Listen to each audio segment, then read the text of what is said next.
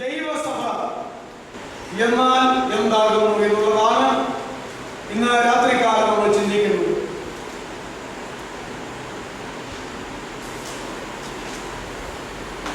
ക്രിസ്ത്യാനികൾ എന്ന ലോകത്തിൽ അറിയപ്പെടുന്ന എല്ലാ സഭകൾക്കും ദൈവസഭ എന്നാൽ എന്താ എന്നുള്ളതിന് പറയാനായിട്ടുള്ള നിർവചനങ്ങൾ കണ്ടേക്കാം. ഭാഗികമായി അത് ശരിയുമായിരിക്കും. എന്നാൽ ലോകത്തിൽ കാണുന്ന ക്രൈസ്തവ മതങ്ങൾക്കോ സമുദായങ്ങൾക്കോ സംഘടനകൾക്കോ സമൂഹങ്ങൾക്കോ നവീകരണ സഭകൾക്കോ വേർപാട് സഭകൾക്കോ പറയാൻ അവകാശപ്പെടുന്ന പോയിന്റുകളല്ല ഈ രാത്രിയിൽ നമുക്ക് ഒരുമിച്ച് ചിന്തിക്കുവാനായിട്ട് തിരഞ്ഞെടുത്തിരിക്കുന്നത്. പിന്നെയോ പുതിയ നിയമ വേദഭാഗത്ത് കർത്താവായിരിക്കുന്ന യേശുക്രിസ്തു തന്റെ പരിശുദ്ധാത്മാവും വെളിപ്പെടുത്തിയിരിക്കുന്നതായ പുതിയ നിയമ സത്യങ്ങളിലേക്ക് നിങ്ങളുടെ ഹൃദയങ്ങളെ ക്ഷണിച്ച് അതിനെക്കുറിച്ച് ബോധവാന്മാരാക്കുക എന്നുള്ളതാണ് ഈ രാത്രിയിലെ ചിന്തകൾക്കായി ഞാൻ ദൈവകൃപയിൽ ആശ്രയിച്ച് ആഗ്രഹിക്കുന്നു.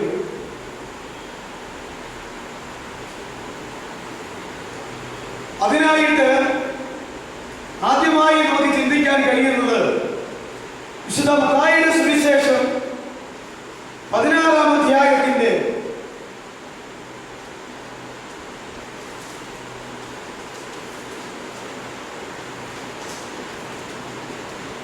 13 മുതൽ 20 വരെയുള്ളതായ ഒരു ഖണ്ഡിക ഞാൻ വായിച്ച് കേൾപ്പിക്കാം.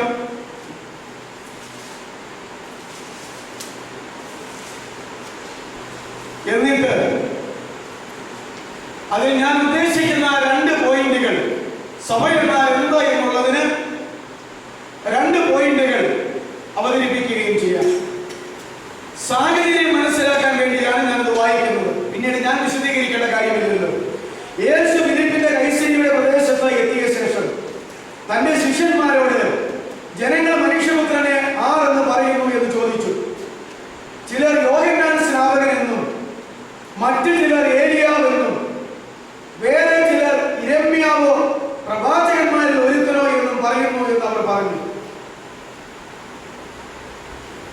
നിങ്ങളോ എന്നെ ആരെന്ന് പറയുന്നു എന്ന് അവൻ ചോദിച്ചതിന് ശീമോൻ പത്രോസ്, നീ ജീവനുള്ള ദൈവത്തിന്റെ പുത്രനായ ക്രിസ്തു എന്ന ഉത്തരം പറഞ്ഞു. യേശു അവനോട്, വരയോനെ ശീമോനെ, നീ ഭാഗ്യവാൻ, ജഡരക്തങ്ങളല്ല സ്വർഗസ്ഥനായ എന്റെ പിതാവത്രേ നിനക്ക് ഇത് വെളിപ്പെടുത്തിയത്. നീ പത്രോസ് ആകുന്നു, ഈ പാറമേൽ ഞാൻ എന്റെ സഭയെ പണിയും, പാതാള ഗോപുരങ്ങൾ അതിനെ ജയിക്കയില്ല.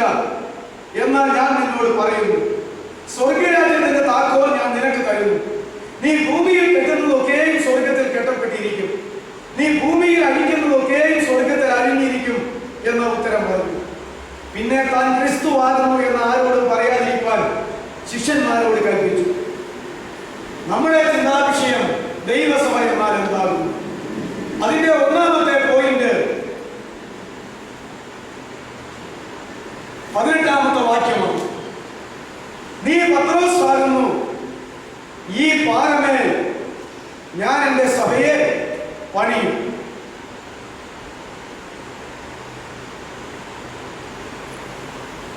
നീ പത്രോസ് ആകുന്നു, ഈ പാറമേൽ ഞാൻ എന്റെ സഭയെ പണിയും. യേശു പറഞ്ഞ പാറമേൽ പണിതിരിക്കുന്ന ഒരു കെട്ടിടം അല്ലെങ്കിൽ ഒരു സൗധം, ഒരു ആത്മീയ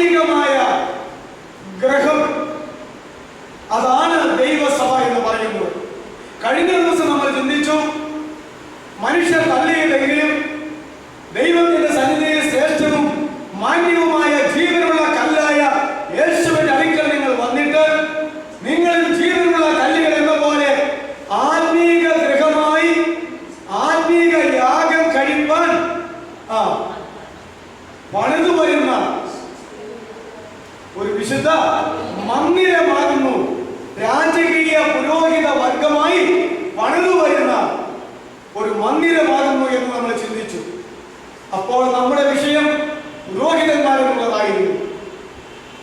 ഇവിടെ ഈ പാറമേൽ ഞാൻ എൻ്റെ സഭയെ പണിയും. പുതിയ നിയമത്തിൽ ആരംഭിക്കുന്നത് മത്തായി എന്ന് പറയുന്ന സുവിശേഷമാണ്, പുസ്തകമാണ്. മത്തായിയുടെ സുവിശേഷം 1-ാം അധ്യായം മുതൽ 16-ാം അധ്യായം വരെ വായിക്കുമ്പോൾ സഭ എന്നൊരു വാക്ക് നമുക്ക് കാണുവാൻ കഴിയുന്നില്ല. അതിനെക്കുറിച്ചുള്ളതായ ഒരു വെളിപ്പാട് നമുക്ക് ലഭിക്കുന്നില്ല. അതിന് പകരം ദൈവരാജ്യം എന്നുള്ള ഒരു വെളിപ്പാടാണ് നമുക്ക് ലഭിക്കുന്നത്. ദൈവരാജ്യം എന്നുള്ള ഒരു വെളിപ്പാട്. ആ ദൈവരാജ്യത്തിലേക്ക് മനുഷ്യർ കടക്കേണ്ടതിലേക്ക് എല്ലാവരും മാനസാന്തരപ്പെടണമെന്നുള്ളതായിരിക്കുന്ന ഒരാഹ്വാനമാണ് നമുക്ക് ലഭിക്കുന്നത്. നാം മുമ്പ് ചിന്തിച്ചിട്ടുണ്ട്, കർത്താവിന്റെ വഴിയൊരുക്കുവാൻ കടന്നു വന്ന സ്നാപക യോഹന്നാൻ ആദ്യമായി പ്രസംഗം തുടങ്ങിയപ്പോൾ സ്വർഗരാജ്യം സമീപിച്ചിരിക്കുന്നു, ആകയാൽ മാനസാന്തരപ്പെടുക എന്നുള്ളതായിരുന്നു. കർത്താവായിരിക്കുന്ന യേശുക്രിസ്തു തന്റെ പ്രവർത്തനം ആരംഭിച്ചപ്പോൾ കാര്യം പ്രസംഗിച്ച് തുടങ്ങിയത് കാലം തികഞ്ഞു, ദൈവരാജ്യം ആസന്നമായിരിക്കുന്നു, മാനസാന്തരപ്പെട്ട സുവിശേഷത്തിൽ വിശ്വസിക്കുക എന്നുള്ളതായിരുന്നു, മാനസാന്തരപ്പെടുക എന്നുള്ളതായിരുന്നു. പിന്നീട് തന്നെ 12 വരെ പ്രസംഗിക്കാൻ അയച്ചപ്പോൾ, മത്തായിയുടെ സുവിശേഷം 1-ാം അധ്യായം അയച്ചപ്പോൾ സ്വർഗരാജ്യം സമീപിച്ചിരിക്കാൻ മാനസാന്തരപ്പെടുവീനെന്ന് ഘോഷിച്ചു തുടങ്ങി. പിന്നെയും 70 സുവിശേഷകരെ അറിയിച്ചപ്പോൾ അവരോട് പ്രസംഗിക്കാൻ പറഞ്ഞത് സ്വർഗരാജ്യം സമീപിച്ചിരിക്കുന്നു, മാനസാന്തരപ്പെടുക. ഞാൻ പറഞ്ഞു വന്നത് മത്തായിയുടെ സുവിശേഷം 16-ാം അധ്യായത്തിന്റെ ഈ 18-ാമത്തെ വാക്യം വരെയും സഭ എന്നുള്ളതിനെ കുറിച്ച് യാതൊരു വെളിപ്പാടുകളും നമുക്ക് കാണുവാനായിട്ട് കഴിയുകയില്ല. അതിന് പകരം കാണുന്നത് ദൈവരാജ്യം, സ്വർഗരാജ്യം അത് ആസന്നമായിരിക്കുന്നു, ഞാൻ സ്ഥാപിക്കാനായിട്ട് വന്നിരിക്കുന്നു, ഞാൻ രാജാവാണ്, അതുകൊണ്ട് മാനസാന്തരപ്പെട്ട് നിങ്ങൾ എല്ലാവരും ഈ ദൈവരാജ്യത്തിന്റെ അംഗങ്ങളായി, സ്വർഗരാജ്യത്തിന്റെ അംഗങ്ങളായി തീരുവീൻ എന്നുള്ള ഒരു ആഹ്വാനമാകുന്നു എന്ന് നമ്മൾ മനസ്സിലാക്കേണ്ടതാണ്. അതല്ലെങ്കിൽ ആ 16 വരെയുള്ളതായിരിക്കുന്ന അധ്യായത്തില് നമ്മുടെ കർത്താവിന്റെ സംസാരങ്ങളെ സംബന്ധിച്ച് പല ചിന്താക്കുഴപ്പങ്ങൾ നമുക്ക് ഉണ്ടാകാനായിട്ട് ഇടയാകും.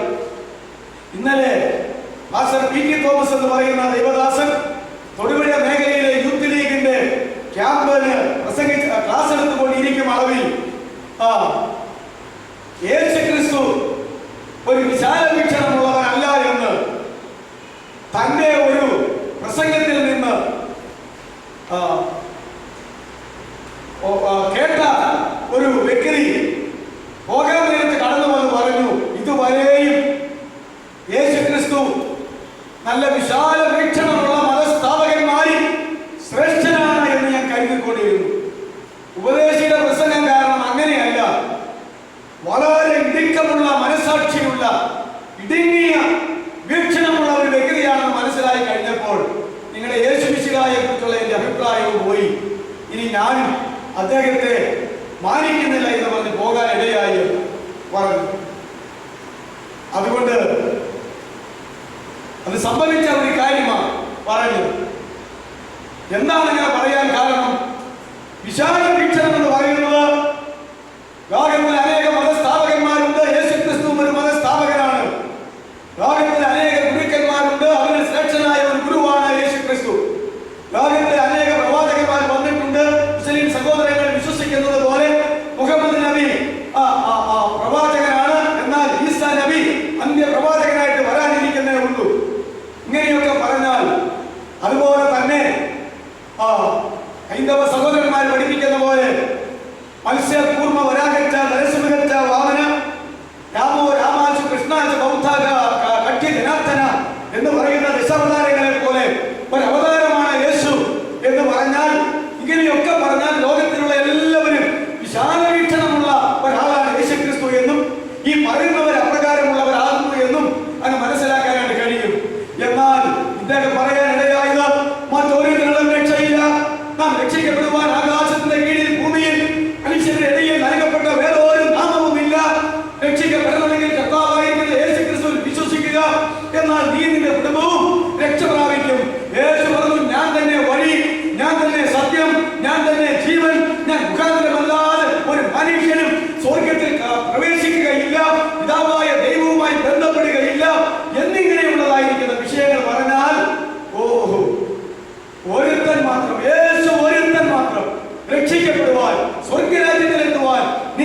പ്രാപിക്കുവാൻ, പിതാവിനെ കാണുവാൻ.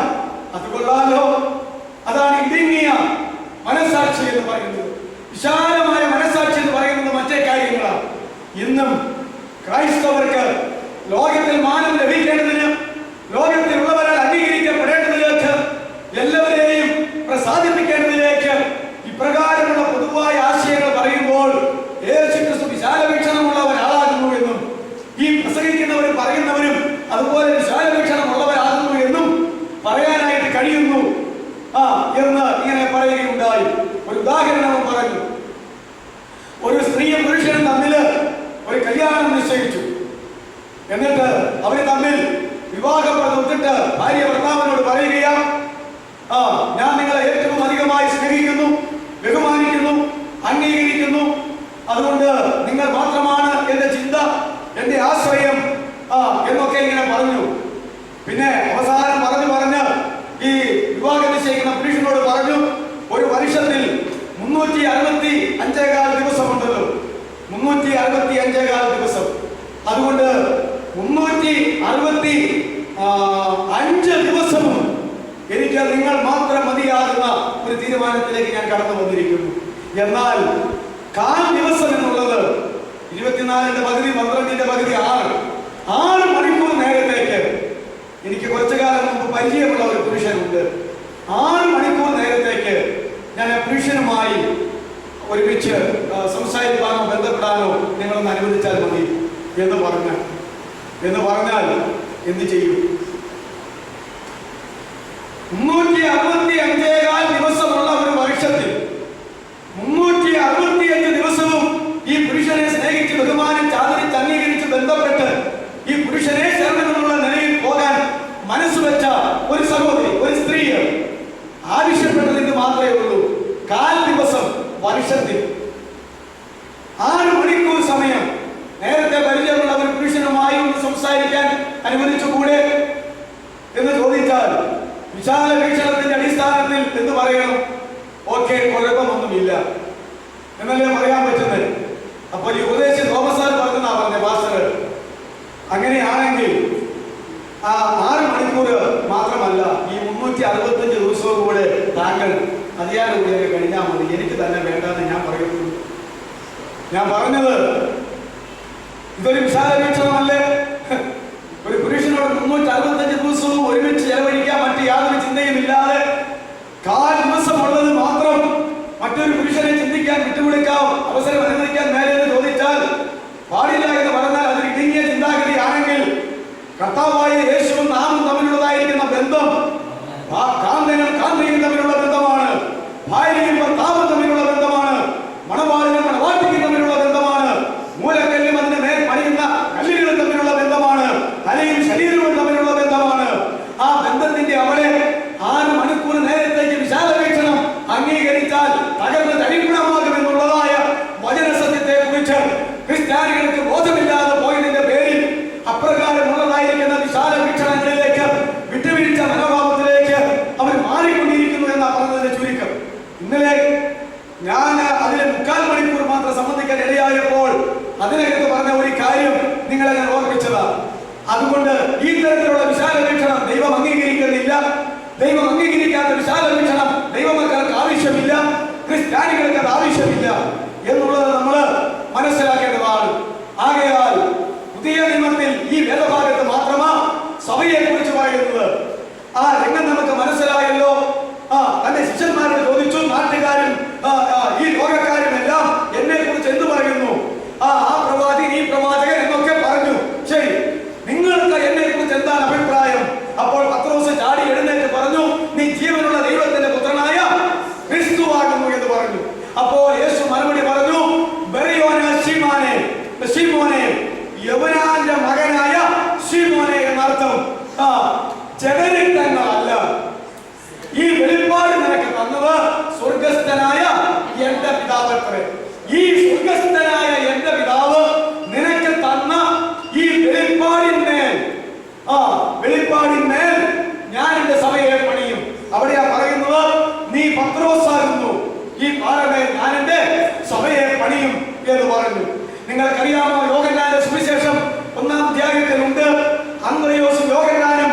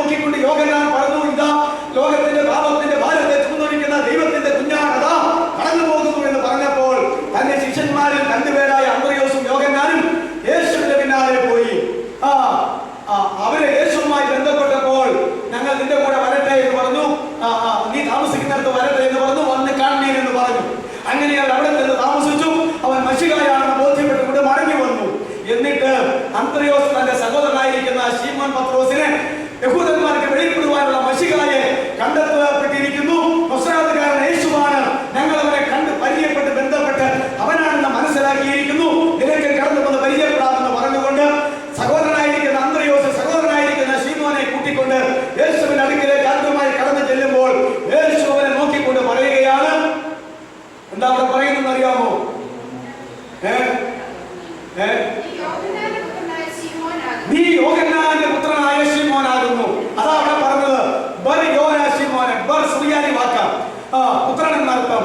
യോനായുടെ പുത്രനായ യൗനാന്റെ മകനായ ശിമോനെ. ഇവിടെ പറയുക നീ യോനാന്റെ മകനായ ശിമോനാകുന്നു.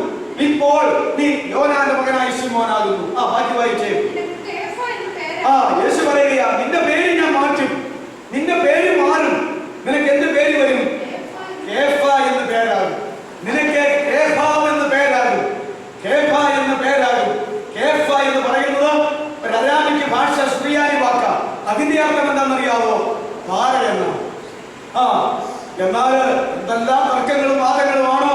പത്രോസ് യേശു പാറയാണ്, അതിന് പെട്രോ എന്നാ പറയുന്നത്. പത്രോസ് ഇവൻ ശിഷ്യൻ പത്രോസാണ്, അതിന് പാറ കഷണം എന്ന ഒന്ന് പുല്ലിംഗോ സ്ത്രീലിംഗോ ഒക്കെയാണെങ്കിൽ ഒക്കെ ഗ്രീക്കിലെ കാര്യങ്ങൾ പറയുന്നുണ്ട്. അതുകൊണ്ട് ഈ ഗ്രീക്കില് ഭാഷയുടെ പ്രത്യേകത, അതിനകത്ത് ചില വാക്കുകൾ ആണിന് ഉപയോഗിക്കുന്ന വാക്കുകളാണെങ്കിലും ഭാഷയിൽ അത് സ്ത്രീലിംഗമാണ്. അതുകൊണ്ട് അത് പിന്നീട് കുറച്ചുനാൾ കേട്ട് കഴിയുമ്പോൾ അത് പെണ്ണാന്ന് തോന്നിപ്പോകും. റോമാലേഖനത്തിലുണ്ട് അന്ത്രോനിക്കോസും യൂനിയാവും. റോമാലേഖനം 15-ാം അധ്യായത്തിലോ 16-ാം അധ്യായത്തിലോ ഉണ്ട്. അപ്പോസ്തലന്മാരായ അന്ത്രോനിക്കോസും യൂനിയാവും. അന്ത്രോനിക്കോസും യൂനിയാവും എന്ന അപ്പോസ്തലന്മാരാണെന്ന് പൗലോസ് പറയുകയാണ്. അപ്പോൾ ആദ്യ നൂറ്റാണ്ടിൽ ഉണ്ടായിരുന്ന 12 അപ്പോസ്തലന്മാരെ കൂടാതെയുള്ള അപ്പോസ്തലന്മാരിൽ പെട്ട 2 പേരായിരുന്നു അന്ത്രോനിക്കോസും യൂനിയാവും. എന്നാൽ അത് ഗ്രീക്ക് വാക്കാണ് ഞങ്ങളുടെ പേര്. അത് ഭാഷയിൽ വന്നപ്പോൾ സ്ത്രീലിംഗമായി പോയി. അതുകൊണ്ട് പിന്നെ സ്ത്രീലിംഗത്തിന്റെ പേരിൽ അന്ത്രോനിക്കോസും യൂനിയാവും പെണ്ണപ്പോസ്തലന്മാരാണെന്ന് പിൽക്കാലത്ത് പറഞ്ഞു പഠിപ്പിക്കാൻ തുടങ്ങി. അതുകൊണ്ട് അപ്പോസ്തലന്മാർക്കും പെണ്ണുങ്ങൾക്കും അപ്പോസ്തലന്മാരാകാം. അത് നടക്കത്തില്ല. പെണ്ണുങ്ങൾക്കും പുരോഹിതന്മാരാകാമെന്ന് നമ്മൾ കഴിഞ്ഞ ദിവസം പഠിച്ചതാണ്. ആണുങ്ങൾക്കും പുരോഹിതന്മാരാകാം, പെണ്ണുങ്ങൾക്കും പുതിയ നിയമ പുരോഹിതന്മാരാകാം. എന്നാൽ അവൻ ചിലരെ അപ്പോസ്തലന്മാരായും പ്രവാചകന്മാരായും ഉപദേഷ്ടാക്കന്മാരായും ലേഖകന്മാരായും സുവിശേഷകന്മാരായി നിയമിച്ചു എന്നുള്ളതിൽ പെണ്ണുങ്ങളെ നിയമിച്ചിട്ടില്ല. അത് നമ്മൾ ഓർക്കേണ്ടതാണ്. നമ്മൾ രാജകീയ പുരോഹിത വർഗമാണ്. നമ്മൾ രാജാക്കന്മാരും പുരോഹിതന്മാരും ആകുന്നു എന്നുള്ളതിൽ സ്ത്രീ പുരുഷ ഭേദമന്യേ അങ്ങനെ ഒരു വ്യത്യാസമില്ല എന്ന് നമ്മൾ മനസ്സിലാക്കേണ്ടതാണ്. അതുകൊണ്ട് ഞാൻ പറഞ്ഞു വന്നത്, ഈ പറയുന്ന വാക്ക് കേഫ എന്ന് പറഞ്ഞാൽ അത് പാറ എന്ന് തന്നെയായി അർത്ഥം. അത് പാറ എന്ന് തന്നെയായി അർത്ഥം. ഈ പശ്ചാത്തലത്തിലാണ് പറയുന്നത് നീ പത്രോസാണ്. നീ പത്രോസാണ്. ഈ പാറമേൽ ഞാൻ എന്റെ സഭയെ പണിയും. അതുകൊണ്ട് ഭാഷയിൽ ഇങ്ങനെയുള്ള വൈരുദ്ധ്യങ്ങളുണ്ട്. ഈ പത്രോസിന്റെ സ്ഥാനത്ത് എന്താ പറയുന്നത്? അവിടെ യോഹന്നാന്റെ സുവിശേഷത്തിൽ എന്താ പറയുന്നത്? യവനാന്റെ മകനായിരിക്കുന്ന ശീമോൻ എന്നുള്ള പേര് നിനക്ക് മാറ്റിയിട്ട് ഇനി നിനക്ക് എന്ത് പേര് വരുമെന്നാണ്? പത്രോസ് എന്നല്ല അവിടെ പറഞ്ഞു കൊടുക്കുന്നത്. അത് വേറൊരു ഭാഷയിൽ കേഫാവ് എന്നാണ്. അത് പാറ എന്നർത്ഥം. പത്രോസ് എന്ന് പറഞ്ഞാൽ പാറ കഷണം എന്നർത്ഥം. ഭാഷകൾക്ക് ഇപ്രകാരമുള്ള വ്യത്യാസമുണ്ടെന്നാ പറഞ്ഞത്. അപ്പോ ഇത്രയേ ഉള്ളൂ. നീ പത്രോസാണ്, അല്ലെങ്കിൽ നീ കേഫാവാണ്. പാറ കഷണമായാലും വേണ്ടില്ല, പാറയായാലും വേണ്ടില്ല. അതിലൊന്നും പടകൂടേണ്ട യാതൊരു വിധമായ കാര്യങ്ങളുമില്ല. അതിലൊന്നുമല്ല വിഷയം കിടക്കുന്നത്. നീ പത്രോസാണ്. ഈ പാറമേൽ ഞാൻ എന്റെ സഭയെ പണിയും. ഏത് പാറമേൽ? നീ ഏറ്റു പറഞ്ഞ വിശ്വാസത്തിന്മേൽ. നീ ഏറ്റു പറഞ്ഞ വിശ്വാസത്തിന്മേൽ ഞാൻ എന്റെ സഭയെ പണിയും. എന്താണ് വിശ്വാസം? നസ്രായനായിരിക്കുന്ന യേശു എന്ന് പറയുന്ന ഈ മനുഷ്യൻ ആരാണ്? ജീവനുള്ള ദൈവത്തിന്റെ പുത്രനായ ക്രിസ്തുവാകുന്നു എന്ന വെളിപ്പാട് ദൈവത്തിൽ നിന്ന് പത്രോസിനെ കിട്ടി. അത് പത്രോസ് ഏറ്റു പറഞ്ഞു. അതുകൊണ്ട് എന്തായി പറഞ്ഞു വരുന്നത്? ഈ ഏറ്റുപറച്ചിലിന്മേൽ നസ്രായനായിരിക്കുന്ന യേശു ജീവനുള്ള ദൈവത്തിന്റെ പുത്രനായ ക്രിസ്തുവാണ്. ഞാൻ പണ്ട് പറഞ്ഞതുപോലെ കർത്താവായ ക്രിസ്തു യേശുവിന്റെ രക്ഷിതാവെന്ന് നിങ്ങൾക്ക് വേണ്ടി ദാവീദിന്റെ പട്ടണത്തിൽ ധരിച്ചിരിക്കുന്നു. യേശുവിന്റെ സമ്പൂർണ്ണ പേര്, പൂർണ്ണമായ പേര് കർത്താവായ ക്രിസ്തു യേശു എന്നാണ്. ആ കർത്താവായ ക്രിസ്തു യേശു, മറിയത്തിന്റെ മകനായ യേശു, നസ്രായനായ യേശു കർത്താവായ ക്രിസ്തു യേശു ആകുന്നു എന്നുള്ള വെളിപ്പാടാ ഇവിടെ പത്രോസിന് കിട്ടിയത്. അതാണ് നീ ജീവനുള്ള ദൈവത്തിന്റെ പുത്രനായ ക്രിസ്തു എന്നുള്ള വെളിപ്പാട്. എന്നാൽ ഞാൻ ചോദിക്കട്ടെ, പത്രോസും പാറ തന്നെയാ?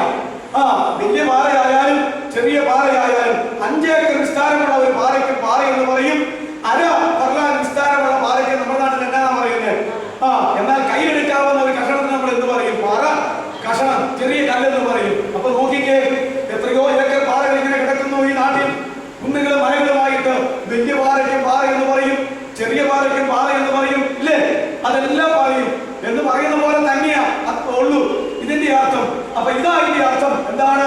എഫേസ്യർ 2:10 ക്രിസ്തു തന്നെ മൂലക്കല്ലായിരിക്കെ. ദൈവസഭയാകുന്ന അതിന്റെ അടിസ്ഥാനം ആരാ? ക്രിസ്തു മൂലക്കല്ലായിരിക്കെ. അതിന്റെ പുറത്ത് വെച്ച കല്ലെന്താണ്? അപ്പോസ്തലന്മാരും പ്രവാചകന്മാരും എന്ന അടിസ്ഥാന കല്ലിന്മേൽ അല്ലേ? ഇങ്ങനെയല്ലേ വചനം പറയുന്നത്? അങ്ങനെ തന്നെയാ ക്രിസ്തു മൂലക്കല്ല്. ആ മൂലക്കല്ലിന്റെ പുറത്ത് വെച്ചിരിക്കുന്ന അടിസ്ഥാന കല്ലുകൾ അപ്പോസ്തലന്മാരെന്ന അടിസ്ഥാന കല്ലുകൾ, പിന്നെ വെച്ചിരിക്കുന്ന പ്രവാചകന്മാരെന്ന അടിസ്ഥാന കല്ലുകൾ. അങ്ങനെ അടിസ്ഥാന കല്ലുകൾ വെച്ച് പൊങ്ങി വരുന്ന സമുദം നിങ്ങൾ ഓരോരുത്തരെയും ജീവനുള്ള കല്ലുകളായി അതിന്റെ മേൽ ആത്മീക ഗ്രഹമായി ആത്മീക യാഗപ്രവർത്തക്കവണ്ണം വിശുദ്ധ പുരോഹിതവർഗമായി പണിയപ്പെടുന്നു. അതുകൊണ്ട് ക്രിസ്തു മൂലക്കല്ലാണ്. അതിന്റെ മേൽ അപ്പോസ്തലന്മാരെന്ന അടിസ്ഥാനം ആദ്യം വെച്ചുവെങ്കിൽ അപ്പോസ്തലന്മാർ ഒന്നാമത് കർത്താവ് തന്നെ പറഞ്ഞ പത്രോസിന്റെ കല്ല് തന്നെയാ, പത്രോസാകുന്ന കല്ല് തന്നെ വെച്ച ഈ സഭ പടുത്തുയർത്തിയിരിക്കുന്നത്. അതുകൊണ്ട് യേശുക്രിസ്തുവാകുന്ന പാറമേലും പത്രോസിന്മേലും അതുപോലെ തന്നെ അപ്പോസ്തലന്മാരുടെ പ്രവാചകന്മാരുടെ മേലും അതുപോലെ എല്ലാവരുടെ പേരും ആണ് ഈ ആത്മീക സൗധമാകുന്ന ഈ ആത്മീക കെട്ടിടമാകുന്ന ഈ സഭ പണിയപ്പെട്ടിരിക്കുന്നത് എന്ന് പുതിയ നിയമത്തിൽ അനേക വാക്യങ്ങൾ പറഞ്ഞിട്ടുണ്ട്. നമുക്ക് വിഷയത്തിലേക്ക് മടങ്ങി വരാം. അതുകൊണ്ട് ദൈവസഭ എന്നാൽ എന്താ എന്ന് ചോദിച്ചാൽ അതിന്റെ ഒന്നാമത്തെ പോയിന്റ്, ഈ മറിയത്തിന്റെ മകനായി 33 വർഷം ഈ ലോകത്തിൽ കാണപ്പെട്ട നസ്രായക്കാരൻ യേശു എന്ന പേർ വിളിക്കപ്പെട്ട രക്ഷകൻ അർത്ഥമുള്ള ആ യേശു ജീവനുള്ള ദൈവത്തിന്റെ പുത്രനായ ക്രിസ്തു ആകുന്നു എന്ന് അല്ല, മറ്റൊരു വിധത്തിൽ പറഞ്ഞാൽ അവൻ കർത്താവും ക്രിസ്തുവും ആകുന്നു എന്ന് ദൈവത്തിൽ നിന്ന് ഒരു പരിശുദ്ധാത്മാവിനാൽ ഒരു വെളിപ്പാട് അകത്ത് കിട്ടിയിട്ട് അപ്രകാരം യേശുവിനെ അറിഞ്ഞ് അംഗീകരിച്ചിരിക്കുന്നവരുടെ സമൂഹത്തിന്റെ പേരാ സാക്ഷാൽ ദൈവസഭ എന്നുള്ളത്. സാക്ഷാൽ ദൈവസഭ എന്നുള്ളത്. നീ പത്രോസാണ്, ഈ പാറമേൽ ഞാൻ എന്റെ സഭയെ പണിയും.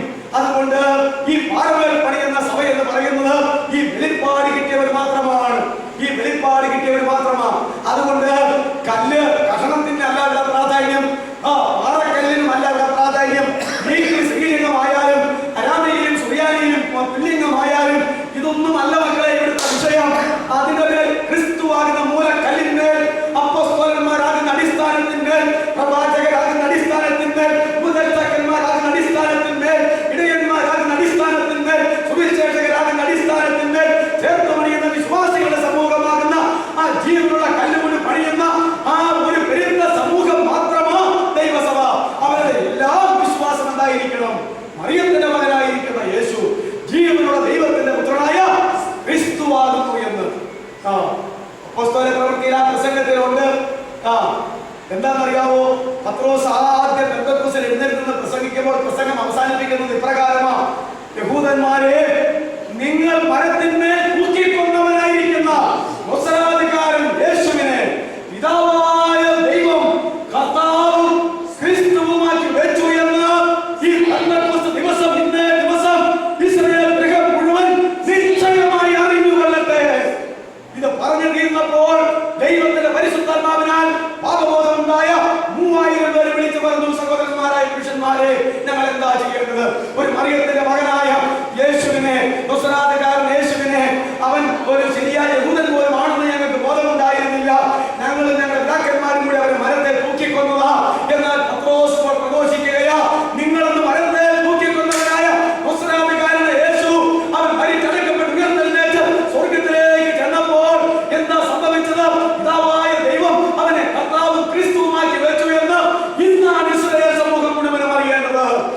അയ്യോ, കർത്താവും ക്രിസ്തുവുമാക്കി വെച്ചിരിക്കുന്ന ആ ജീവനുള്ള ദൈവത്തിന്റെ പുത്രനായിരിക്കുന്ന ക്രിസ്തുവിനെയാണോ ഞങ്ങൾ ഈ കഴിഞ്ഞ നാളുകളിൽ മരത്തെ തൂക്കി കൊന്നത് എന്ന് ഉള്ള പാപബോധം ഉണ്ടായപ്പോൾ അവരാ വിളിച്ച് ചോദിച്ചത്: ഇനി ഞങ്ങൾ എന്ത് ചെയ്യണം? ഇനി ഞങ്ങൾ എന്ത് ചെയ്യണം? അപ്പോഴാ പറഞ്ഞത്: നിങ്ങൾ ഓരോരുത്തരും മാനസാന്തരപ്പെട്ട് യേശുവിന്റെ നാമത്തിൽ സ്നാനമേൽപ്പി, എന്നാൽ പരിശുദ്ധമാകുന്ന ദാനം ലഭിക്കുമെന്ന് പറഞ്ഞു തരുന്ന കാര്യങ്ങൾ അവിടെയാണ്. അതുകൊണ്ട് നാം ചിന്തിക്കുന്ന വിഷയത്തിലേക്ക് വരട്ടെ. ആരാണ് ദൈവസഭ? എന്താണ് ദൈവസഭ? യേശു കർത്താവും ക്രിസ്തുവുമാകുന്നു എന്ന്, ജീവനുള്ള ദൈവത്തിന്റെ പുത്രനായ ക്രിസ്തു ആകുന്നു എന്ന് ദൈവത്തിന്റെ പരിശുദ്ധാത്മാവിനാൽ വെളിപ്പാട് കിട്ടി. അങ്ങനെ തന്നെ കർത്താവും ക്രിസ്തുവും യേശുവും എന്ന് ഈ മറിയത്തിന്റെ മകനായിരിക്കുന്ന യേശുവിനെ ഉള്ളത്തിൽ അംഗീകരിച്ച് അവനെ ഏറ്റുപറഞ്ഞ് അവനായിട്ട് ജീവിതം സമർപ്പിക്കപ്പെട്ടവരുടെ മാത്രം സമൂഹമാ സാക്ഷാൽ ദൈവസഭ. സാക്ഷാൽ ദൈവസഭ. ഈ അനുഭവം ഇല്ലാത്ത എപ്പിസ്കോപ്പൽ സഭകൾ ദൈവത്തിന്റെ സഭയാകട്ടെ. ഈ അനുഭവം ഇല്ലാത്ത നവീകരണ സഭകൾ ദൈവത്തിന്റെ സഭയാകട്ടെ. ഈ അനുഭവം ഇല്ലാത്ത വേർപാട് സഭകൾ ദൈവത്തിന്റെ സഭകളാകത്തില്ല. ഇവിടുത്തെ പേരോ രജിസ്ട്രേഷനോ ഇതൊന്നുമല്ല വിഷയം. ആ അകത്തുള്ള അനുഭവമാണ് ഇതിന്റെ വിഷയം. അതുകൊണ്ട് നാം എല്ലാവരും ദൈവസഭയുടെ അംഗങ്ങളാകുവാൻ ആദ്യം ചെയ്യേണ്ടത് യേശുവിനെ, പാപത്തിൽ നിന്ന് രക്ഷിക്കുന്ന രക്ഷകനായ യേശുവിനാൽ പാപത്തിൽ നിന്നുള്ള രക്ഷ നേടിയെടുത്ത് പാപം പരിഹരിച്ച് കിട്ടി രക്ഷകനായി അംഗീകരിച്ച്, അടുത്തത് കർത്താവും ക്രിസ്തുവുമായി അംഗീകരിച്ച്, ജീവനുള്ള ദൈവത്തിന്റെ പുത്രനായ ക്രിസ്തുവാകുന്നു എന്ന് അംഗീകരിച്ച് ജീവിതത്തെ സമർപ്പിക്കുന്നവരുടെ കൂട്ടം മാത്രമാണ് ആര്? ദൈവസഭ. ബൈബിളിൽ അതാ, വചനത്തിൽ അതാ പറയുന്നത്. ഇതല്ലേ ആദ്യം പറഞ്ഞത്? നീ പത്രോസാണ്, ഈ പാറമേൽ ഞാൻ എന്റെ സഭയെ പണിയും. കർത്താവ് പണിയുന്ന ഞാൻ പണിയും, എന്റെ സഭയെ ഞാൻ പണിയും എന്നാ പറഞ്ഞിരിക്കുന്നത്. പലപ്പോഴും നമുക്ക് തോന്നുന്നു നമ്മളാ സഭ പണിയണം പറഞ്ഞു. അല്ല, ഞാൻ എന്റെ സഭയെ പണിയും. ക്രിസ്ത്യാനികളിൽ, സഭകളിൽ ഈ അനുഭവമുള്ളവർ എത്ര പേരുണ്ട് എന്ന് ആണ് ദൈവം നോക്കിക്കൊണ്ടിരിക്കുന്നത്. ആ അനുഭവമുള്ളവരായി മാറിയാൽ നമുക്ക് എന്തായി മാറാം? ദൈവസഭയായി മാറുവാനായിട്ട്. രണ്ടാമത്തെ പോയിന്റ് അവിടെ തന്നെ ഉണ്ട്. ഞാൻ എന്റെ സഭയെ പണിയും, പാതാള ഗോപുരങ്ങൾ അതിനെ ജയിക്കുകയില്ല. രണ്ടാമത്തെ ലക്ഷണം, പാതാള ഗോപുരങ്ങൾ ജയിക്കാത്ത ഒരു മനുഷ്യ സമൂഹമാണ് ദൈവസഭ. പാതാള ഗോപുരങ്ങൾ, അതിനെ വേറെ ചില ബൈബിളില് നരകവാതിലുകൾ എന്ന് തർജ്ജമ ചെയ്തിട്ടുണ്ട്. നരകവാതിലുകൾ, സാധാരണ ബൈബിളിൽ പാതാള ഗോപുരങ്ങൾ, ഗേറ്റ്സ് ഓഫ് ഹെൽ എന്നൊക്കെ ഇംഗ്ലീഷിൽ കാണും. നരകത്തിന്റെ വാതിലുകൾ, പാതാളത്തിന്റെ വാതിലുകൾ, നരകവാതിലുകൾ, പാതാള ഗോപുരങ്ങൾ എന്നൊക്കെ പറയും. എന്ന് പറഞ്ഞാൽ എന്താ ഈ അർത്ഥം അറിയാവോ? സാത്താനും സൈന്യവും, മരണവും പാതാളവും നരകവും, ഇതൊക്കെ ആരുമായി ബന്ധമുള്ളതാ? മരണവും പാതാളവും നരകവും എന്നൊക്കെ പറയുന്നത് ആരുമായി ബന്ധമുള്ളതാ? സാത്താനുമായിട്ട്. എന്റെ പിതാവ് ശപിക്കപ്പെട്ടവരെ, നിങ്ങൾ എന്നെ വിട്ട് പിശാചിനും അവന്റെ ദൂതന്മാർക്കും വേണ്ടി ഒരുക്കിയിരിക്കുന്ന നിത്യാഗ്നിയിലേക്ക് പോയിക്കൊള്ളുവീൻ എന്ന് ഇടത്തുള്ളവരോട് അവൻ അരുളി ചെയ്യുന്നു. അപ്പോ നരകവും പാതാളവും എല്ലാം വാസ്തവത്തിൽ ആർക്കായിട്ട് ഒരുക്കപ്പെട്ട് വെച്ചിരിക്കുന്നതാ? പിശാചിന്. അവനെ പോലെ അവന്റെ ആധിപത്യത്തിലായിരിക്കുന്നവരെ പിന്നെ അവസാനം ശിക്ഷിച്ചു വിടാനായിട്ടുള്ളത് അവരുടെ കൂട്ടത്തിലേക്ക് മാത്രമാകും. അതുകൊണ്ട് ഇവിടെ പറയുക, പാതാള ഗോപുരങ്ങൾ അതിനെ ഞാൻ എന്റെ സഭയെ പണിയും, പാതാള ഗോപുരങ്ങൾ അതിനെ ജയിക്കുകയില്ല. കണ്ണു തുറന്ന് നോക്കാമെങ്കിൽ പാതാള ഗോപുരങ്ങൾ എന്ന് പറഞ്ഞാൽ മരണം, പാതാളം, നരകം, സാത്താനും സൈന്യവും ജയിക്കാത്ത വ്യക്തികളുണ്ടെങ്കിൽ, സമൂഹമുണ്ടെങ്കിൽ അത് മാത്രമാണ് ദൈവസഭ. അത് മാത്രമാണ് ദൈവസഭ. കാരണം കർത്താവ് സാത്താനുമായിട്ട് ഏറ്റുമുട്ടിയിട്ട് ആര് തോറ്റു? ആര് ജയിച്ചു? കർത്താവ് ജയിച്ചു, സാത്താൻ തോറ്റു. അപ്പൊ കർത്താവിനാൽ പണിയപ്പെടുന്ന ഈ വിശ്വാസമുള്ള ദൈവസഭയുമായിട്ട് സാത്താൻ ഏറ്റുമുട്ടിയാൽ ആര് ജയിക്കും? ദൈവസഭ ജയിക്കും. ദൈവസഭയാണെന്ന് പറയുകയും 365 ദിവസവും സാത്താന്റെ ആധിപത്യത്തിൽ കിടക്കുകയും ചെയ്യുന്നതിനെ ദൈവസഭയെന്ന് വിളിച്ചാൽ നോക്കാനും വരില്ല. കർത്താവ് പറഞ്ഞിട്ടുണ്ടെങ്കിൽ ഞാൻ എന്റെ വായിൽ നിന്ന് അതിനെ ഉമ്മിണ്ണി കളയും. അതായത് ഛർദ്ദിക്കും നടത്തും പച്ച മലയാളത്തിൽ. ആര്യ ഛർദ്ദിച്ച കളയുടെ കർത്താവ് ലവോദിക്ക സഭയിൽ അല്ലേ? വെളിപ്പാട് പുസ്തകത്തിൽ വെളിപ്പെടുത്തിയിട്ടുള്ള ആസിയയിലെ 7 സഭകളിൽ അവസാനത്തെ സഭയിൽ വേദപണ്ഡിതന്മാരൊക്കെ പറയുന്നത് 7 സഭ ദൈവസഭയുടെ 7 കാലഘട്ടങ്ങളാണ്. അങ്ങനെയാണെങ്കിൽ അന്ത്യകാലഘട്ടത്തെ ലോകത്തിൽ കാണുന്ന ദൈവസഭയെ തുലനം ചെയ്യുന്നതാണ് ഏതോ ലവോദിക്ക സഭ. അപ്പൊ ലവോദിക്ക സഭയോട് പറയുകയാണ്, നിന്നെ എന്റെ വായിൽ നിന്ന് നീ ഉഷ്ണവാനായിരുന്നെങ്കിൽ ഞാൻ എന്റെ കൂടെ കൂട്ടുമായിരുന്നു, അല്ല ശീതവാനായിരുന്നെങ്കിലും എന്റെ കൂടെ കൂട്ടുമായിരുന്നു, ശീതോഷ്ണവാനാകിയ രണ്ടും കെട്ടതാകിയ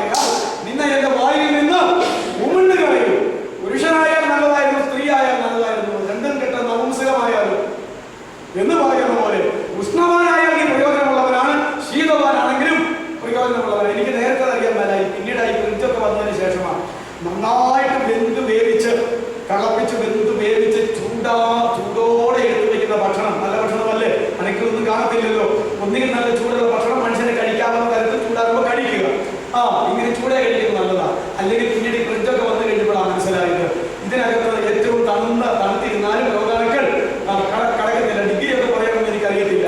അപ്പോഴാണ് എനിക്ക് മനസ്സിലായത് ഉഷ്ണവാനായാലും നല്ലതാ, ശീതവാനായാലും നല്ലതാ. രണ്ടും കേട്ടാലോ, വാട്ടവെള്ളത്തിന്റെ ചുവയായാലോ വാട്ടഭക്ഷണത്തിന്റെ ചുവയായാലോ അത് അങ്ങോട്ട് വയ്ക്കുന്നതിന് മുമ്പ് കർത്താവ് പോലും ഭക്ഷിച്ചാൽ ഛർദ്ദിക്കുന്നതാണ്. പിന്നെ നമ്മുടെ കാര്യം പറയുന്നു. അപ്പോ അതുകൊണ്ടാണ് നിന്നെ എന്റെ വായിൽ നിന്ന് ഞാൻ ഉമ്മണ്ണി കളയുമെന്ന് പറയുന്നത്. അതുകൊണ്ട് ഉഷ്ണവാനായിരിക്കുന്നത് നല്ലത്, ശീതവാനായിരിക്കുന്നത് നല്ലത്. രണ്ടിന്റെയും അത്യുന്നതമായ ഒരു അവസ്ഥയാണ്. അത് രോഗപ്രതിരോധ ശക്തിയുള്ളതാ, അത് നല്ലതാ, അത് സൂക്ഷിക്കപ്പെടുന്ന ഒരവസ്ഥയാണ്.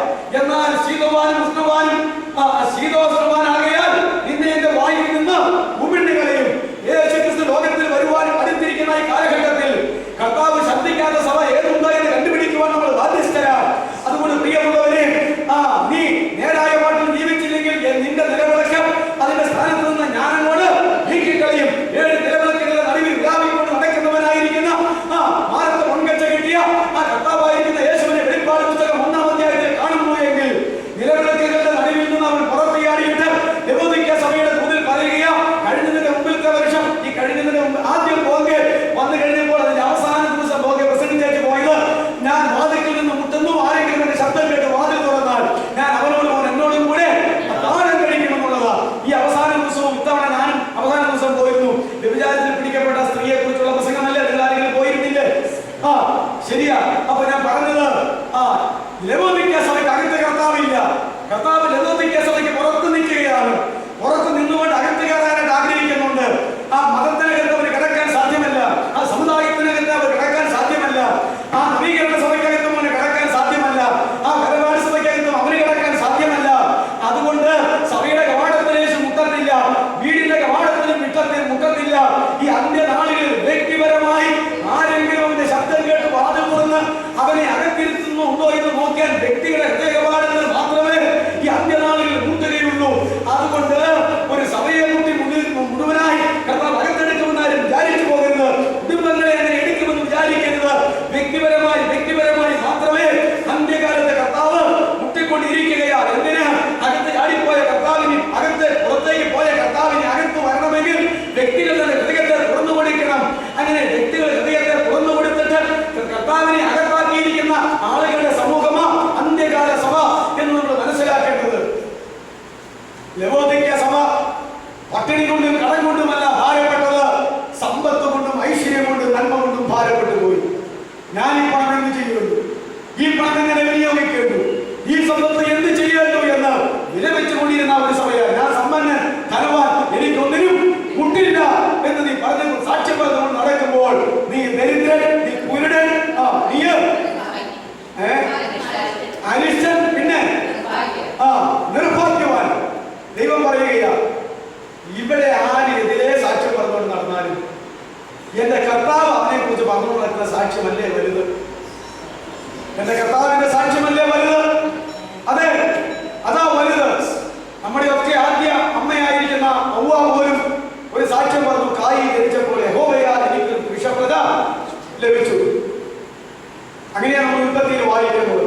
യോഹന്നാന്റെ ലേഖനത്തിൽ പരിശുദ്ധാത്മാവ് എഴുതി, കായി കുഷ്ഠനിൽ നിന്ന് ഉള്ളവനായി സഹോദരനെ പോകുന്നു. അപ്പൊ കായിൻ എവിടെ നിന്ന് പോകുന്നതാ? ദുഷ്ടനിൽ നിന്ന് പോകുന്നതാ. അതിന്റെ ആന്തരിക അർത്ഥത്തിൽ യഹോവയാലാണ് എനിക്ക് വിഷപ്രതിയെ ലഭിച്ചതെന്ന് ഔവ്വായും പറഞ്ഞു. കായിൻ ചരിത്രം വായിച്ചു നോക്കി എവിടുന്ന് പോകുന്നതെന്ന് മനസ്സിലാകും. ആ മർമ്മം മനസ്സിലാക്കിയ പുതിയ നിയമത്തിൽ യോഹന്നാന്റെ ലേഖനത്തിൽ പരിശുദ്ധാത്മാവ് എഴുതി, കായിൻ ദുഷ്ടനിൽ നിന്നുള്ളവനാണ്. അല്ലാതെ പിന്നെ ഔവ്വ എന്നാ പറയുന്നത്? ശരിയല്ലേ? നമുക്ക് 10 മക്കളുണ്ടെങ്കിൽ നമ്മൾ എന്താ പറയുക? ദൈവത്താൽ എനിക്ക് ഒരു ആൺകുഞ്ഞ്, ഒരു പെൺകുഞ്ഞ്, ഒരാൺകുഞ്ഞിന് പെൺകുഞ്ഞിങ്ങനെ 10 കിട്ടിയെന്നൊക്കെ പറയും. ഒരർത്ഥത്തിൽ ശരിയാണെങ്കിലും പിന്നെ ഞാൻ പറയുന്നില്ല, അതിന്റെ ആന്തരം അറിയാവുന്ന ദൈവം പറയും, ഇല്ലേ? ആകയാൽ കായിൻ കുഷ്ഠനിൽ നിന്നുള്ളവനായി തന്റെ സഹോദരനെ കൊന്നു എന്ന് പറഞ്ഞിരിക്കുന്നു. കായിൻ മുതൽ ദൈവത്തിനെതിരായി, ദൈവത്തിന്റെ പ്രമാണത്തിനെതിരായി അവൻ